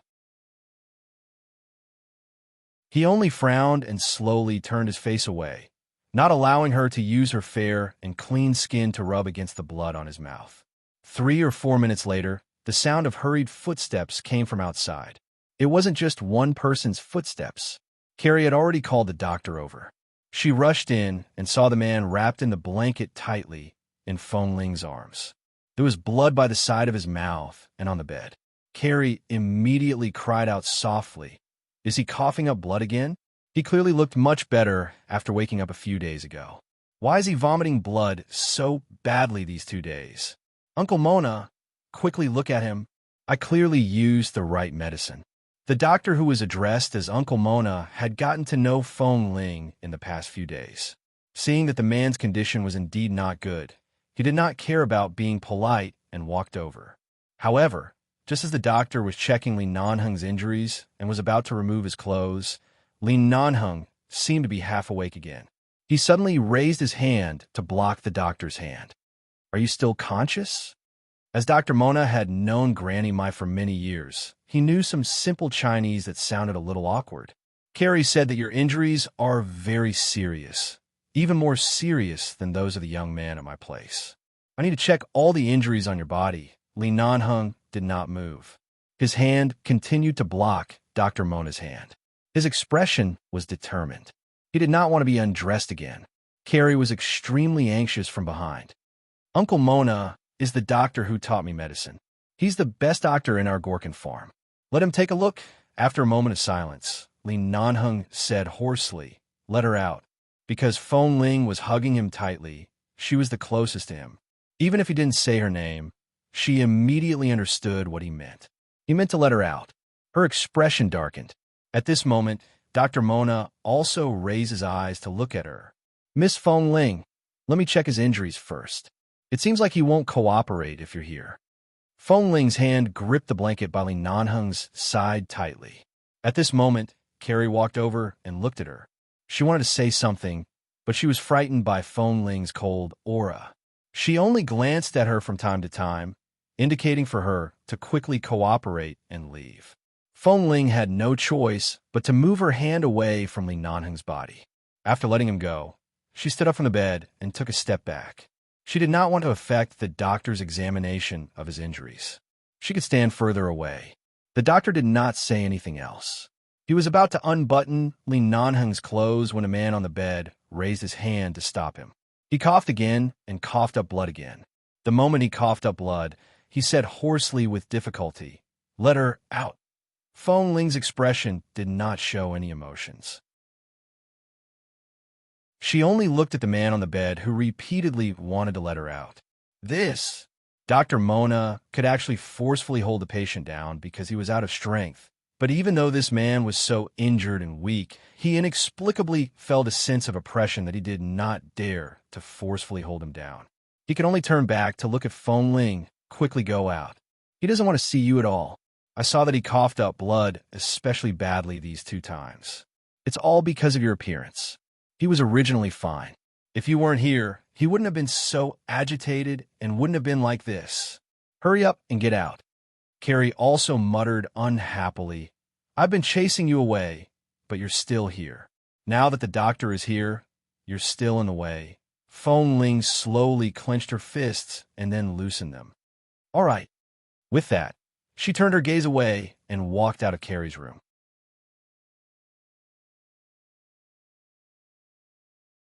Chapter 1370. The door was closed from the inside again. Through the door, she could no longer hear anything inside. Everything was quiet. Feng Ling stood outside the door and turned back to look at it. She stood outside for a long time until Granny Mai rushed over after hearing the news. Seeing Feng Ling standing outside the door, she immediately approached. "Since the doctor is here, don't worry. I heard about Carrie going to look for the doctor. You have already seen your friend, right?" Feng Ling did not speak. She stood there and looked at the tightly shut door without saying a word. Seeing her expression, Granny Mai could not bear to see her like this. She raised her hand and gently patted her back. "Child, since he's still alive, there's always hope. Be patient." Feng Ling pursed her lips slightly, but her smile was not obvious. It was clearly a polite response to Granny Mai, and she continued to remain silent. From night to dawn, from dawn to noon, Granny Mai came and left. In the morning, she prepared some food and brought it over. Seeing that Feng Ling was still standing in the yard, she saw that Feng Ling was still standing in the yard. The door had not been opened for the past few hours. Carrie and the doctor had been inside. She didn't know how they were doing, so it wasn't appropriate for her to ask. She could only persuade Feng Ling to eat something. Feng Ling thanked the granny, but she was really not hungry and could not eat. It was almost afternoon when Granny Mai came again. Seeing that she was still standing outside, she said, "It's going to rain soon. Our place is close to the desert. It's rare for it to rain once a year. From the weather, the rain shouldn't be light. Come back with me first. Come back when the doctor gives you the news." "There's no need, Granny." Even though Feng Ling had been standing outside for a long time, her legs were not so numb that she could not move. When she was punished in the base, it was common for her to stand for an entire day with a heavy bag. She said to Granny Mai, "But I still have to trouble you with one thing. Speak. When the door opens, your granddaughter might not agree to let me in." Feng Ling's words stopped there, but Granny Mai quickly understood what she meant. She nodded. "I'll talk to her properly. Although she's a little impatient, she doesn't have any bad intentions. She'll definitely listen to me." "Thank you, Granny." The Gorkin farm was located at the edge of the desert, and all the water they usually ate and used depended on the river. It really didn't rain here all year round. If it rained twice a year, it would be a blessing from the heavens. This rain was indeed very heavy. According to Granny Mai, this was the heaviest rain she had seen in the decades since she came to Gorkin Farm. Lightning flashed and thunder roared, pouring down in torrents. The sound of rain could be heard. Usually, when the people here saw rain, they would be happy as if they were celebrating a festival. However, although the sound of rain was clear outside, Carrie's small house was filled with the smell of medicine. The man on the bed had already been changed by the doctor inside and out, and the wounds on his body had also been reapplied with medicine. After being fed medicine, he had slept twice, and after waking up, he would fall asleep again in less than an hour. He was really exhausted, and the burden and exhaustion on his body and mind were too heavy. Dr. Mona stood by the medicinal stone table in the small house, patiently mixing medicine as he spoke in a local language. "It's raining outside?" Carrie made an N sound. "It sounds like it's raining." Dr. Mona pondered for a moment and looked in the direction of the tightly shut door. "See if Miss Fong hasn't left yet. She was still outside this morning." Carrie had no choice but to turn to the door. She gently opened the door and looked out. She saw that Fong Ling was still standing in the courtyard. She had not moved a single step since last night. The rain was pouring, but she was still standing there, standing straight in the rain. Although this small town was barren, the ratio of men to women was still considered normal. There were quite a few women, but Carrie had never seen such a righteous woman who did not seem to be delicate at all. She was clearly a young girl. At first, when she stood outside, Carrie thought that she was just trying to hurt herself. She thought that she wanted to use this method to force the person inside to feel sorry for her, so that he could let her in. However, when the person inside found out that she had been standing outside, he did not say anything. He did not wake up much the entire day, and his body could not bear the burden. He was half asleep the entire time. Even if he knew that Fong Ling was outside, he did not have the strength to say anything. And this Fong Ling, from last night until now, had not eaten, drank, or left. She did not cry or shout outside. She quietly did not come in to disturb them, but insisted on standing outside and did not take a step away. Even though it was raining heavily, she still stood there like a tree. She had never seen such a woman, but for some reason, Carrie could not hate her. After watching for a while, she gently closed the slightly open door and turned back to whisper to the doctor. She's still standing there, being drenched by the rain. At this moment, the eyelids of the man sleeping on the bed moved slightly, but he didn't move at all. It seemed that he wanted to open his eyes, but he didn't have the strength. After a long time, he finally opened his eyes, but he still couldn't see anything. He could only hear the sound of rain, lightning, and thunder outside the window. It was as if the sky was leaking and it was pouring down. Fong Ling stood outside. Although it was raining heavily, she did not feel cold. This place was always hot in the 30s all year round. It was rare for it to rain. Although it was cool, it was not cold. After being in the rain for so long, Fong Ling's mind was probably drenched by the rain. She was abnormally awake. She seemed to recall such a scene. When she returned to the Fong family, she was in the room for 2 days because of gastric bleeding and a high fever. Later, the servant said that Li Nanheng was outside. At that time, she did not want to see him, so he guarded her outside for a long time. He did not force her to come in to see her. He just stood there and guarded her. When she got out of bed and walked to the window, she saw him standing outside. Time went back and forth. She didn't expect that there would be such a day. Everything was reversed. He was inside, and she was outside. The man who had once wanted to embrace her into his world was now refusing to acknowledge her and see her. Now, she finally knew what Li Nanheng was thinking when he stood outside. He only wanted to accompany her. He did not need to obtain anything. He just wanted to accompany her. The rain dripped down her eyelashes and climbed onto her face. Fong Ling quietly placed her hand on her leg and looked at the house in front of her. Even when the sky turned dark again, the rain still did not stop. She walked in front of Fong Ling and said unhappily, "Go in. The rain is too heavy. Even if you don't feel cold, it's not good for your body to be soaked in the rain. Uncle Mona has too many patients recently. He doesn't want another one like you." Fong Ling didn't know what to say. She didn't say anything.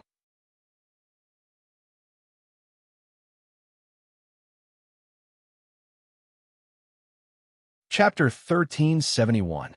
However, Feng Ling did not move. She only glanced at Carrie and said lightly, "It's fine. It's fine as long as I can hear the sounds inside. If there's anything you need me to do, I'll go in immediately. I won't be here now." "What? It's not like Uncle Mona and I chased you out. Why are you throwing a tantrum?" Carrie glared at her unhappily. Feng Ling finally looked at Carrie's face. "Didn't you say that he would only be emotionally unstable when he saw me?" Carrie rolled her eyes. "He hasn't woken up yet. His body is too weak, and he's coughed up so much blood. It's probably still a long time before he's completely awake. Go in and hide from the rain. It won't be too late to come out when the rain stops and your clothes are dry." Feng Ling glanced at her again. Carrie's umbrella was already above her head. She said impatiently, "If you don't go in, I won't care." As soon as she finished speaking, Feng Ling had already moved forward. Carrie watched in surprise as she walked in. After entering the door, she quickly closed the umbrella and muttered in surprise, "You've been standing outside for so long and haven't moved at all. Don't you sway at all when you walk? Don't your legs hurt or ache?" "They're fine." Feng Ling did not explain. After entering the door, she immediately looked at the man who was still unconscious on the bed. She originally wanted to go over to take a look, but she realized that her clothes were wet. After being drenched in the rain, it was probably not good for him to go over with the cold air, so she decided not to go over. She walked to Dr. Mona and gave him a grateful look.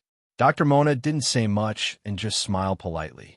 After all, he had personally seen how Feng Ling treated Kay 2 days ago. He knew that she must have an inseparable relationship with these two injured people who had been washed into their town. Furthermore, this Miss Feng's character was not bad. The person she cared about was seriously injured and unconscious here. There was no need to torture her like this. Not long after, Carrie went to the inner room at the back of the small house and found a light yellow cotton dress. She handed it to Feng Ling without a good expression. "Well, your clothes are so wet and dripping. Don't wet the floor in my room. Go change your clothes." As she spoke, Carrie looked her up and down for a while. "This dress of mine was bought by a merchant in town who went to Jerusalem. I bought it because it looked good, but it was a size too big for me, so I only tried it on once and hung it in the cabinet without touching it again. You're taller than me, so these clothes should fit you. Go and change." Feng Ling knew that this Carrie was a little spoiled and unreasonable, but it was indeed as Granny might said. She was just spoiled, but she didn't have any bad intentions. At this moment, looking at the clothes that were handed to her, and then at the somewhat arrogant expression on Carrie's face, the cold ice in Feng Ling's eyes gradually melted. "Thank you." Carrie did not respond. It was obvious that she had taken out her clothes for her to wear. It was only right for her to thank her. She turned her head and continued to accompany the doctor to dispense the medicine. Then, she pointed with her chin in the direction of the inner room where she had gone to get her clothes. "Go over there to change. I sleep in there. By the way, don't touch my things. Come out after you're done changing." Feng Ling went in to change. She saw a clean towel by the bed and guessed that Carrie had placed it here. Granny Mai's granddaughter was actually quite a meticulous person. From the layout of the inner room, she was a girl who loved cleanliness. There were beds, cabinets, and all kinds of daily necessities. They were all in the style of Israelis. There were many flowers planted in the yard outside, and there were many vases by the bed. Furthermore, since there was a bed here for her to sleep on, the bed outside was probably a temporary one. In the days that Li Nanheng was here, the two of them slept in 2 different rooms without disturbing each other. Feng Ling lowered her head, undid the belt of her clothes, and took them off layer by layer. The clothes worn by women in this place were very complicated. In her eyes, it was really troublesome to put on such a cotton dress. It was not as convenient as a t-shirt, but she did not bring any clothes. Although it was not convenient to wear this cotton dress, it was good that it was very fitting. After changing her clothes, she picked up a towel and dried her hair. Then, she casually tied her hair into a bun and tied it behind her head with a rubber band. When he walked out again, the rain outside seemed to have lessened a little. Dr. Mona patted the dregs on his hand and said, "Carrie, take the umbrella and follow me back." Go and get some supplementary medicine. It's still raining, so the medicine can't get wet. You have to help me hold the umbrella." "All right." Carrie stood up and was about to follow him when she suddenly turned back to look at Feng Ling, who had just walked out of the inner room. A few days ago, Feng Ling had been wearing some clean old clothes that Granny might have found. They looked very good on Feng Ling, but this light yellow dress had an especially clear, girlish feel. When Feng Ling wore it, it was so beautiful that Carrie was jealous. Why didn't it fit her? If she were a few centimeters taller, she might be very beautiful in such a beautiful dress. Carrie was a little angry. Her woman's instincts made her regret letting her wear such a beautiful dress. But now she had to go back with Dr. Mona to retrieve the medicine. Thus, she said to Feng Ling with an unhappy expression, "I'll go get the medicine with Uncle Mona. He hasn't woken up yet. Stay here and guard him. We'll be back later." Feng Ling answered, "All right." This was Carrie's home. In fact, she didn't want Feng Ling to stay here alone to guard him. However, as a doctor, it was more important for her to get the medicine. She could only turn around unwillingly and leave with the doctor. The door opened and closed, and the small room was silent. Feng Ling turned to look at Li Nanheng on the bed and walked over. There was a small wooden stool by the bed. Dr. Mona had probably sat on it to facilitate his diagnosis. She sat down on the small wooden stool and looked at the man who had his eyes closed and was motionless on the bed. Li Nanheng was originally a tall and straight man. Although he wasn't the kind of man with tangled muscles, he was definitely a man with perfect muscles and a strong sense of strength. However, Li Nanheng was lying here and had lost a lot of weight. Although the muscles on his body wouldn't disappear in just a few days, it looked like he had really lost a lot of weight. She looked at his hand that was resting on the side of the blanket. He was so quiet that he didn't even move his fingers. She gently reached out and touched his hand. She was so careful that she didn't wake him up, afraid that he would chase her away, or afraid that she would hurt him. Then, slowly, she held his hand in her own and intertwined her fingers. Dash, there's no more torture later. Little Feng Ling is so domineering. There's no way she'll let Li Era succeed.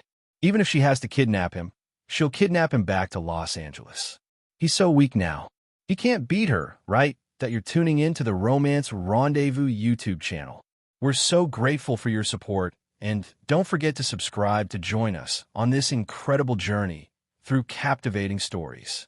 Your generosity through donations truly makes a world of difference, as it's the primary source of revenue that allows me to expand and enhance this channel for you. Thank you from the bottom of my heart for being a part of this adventure.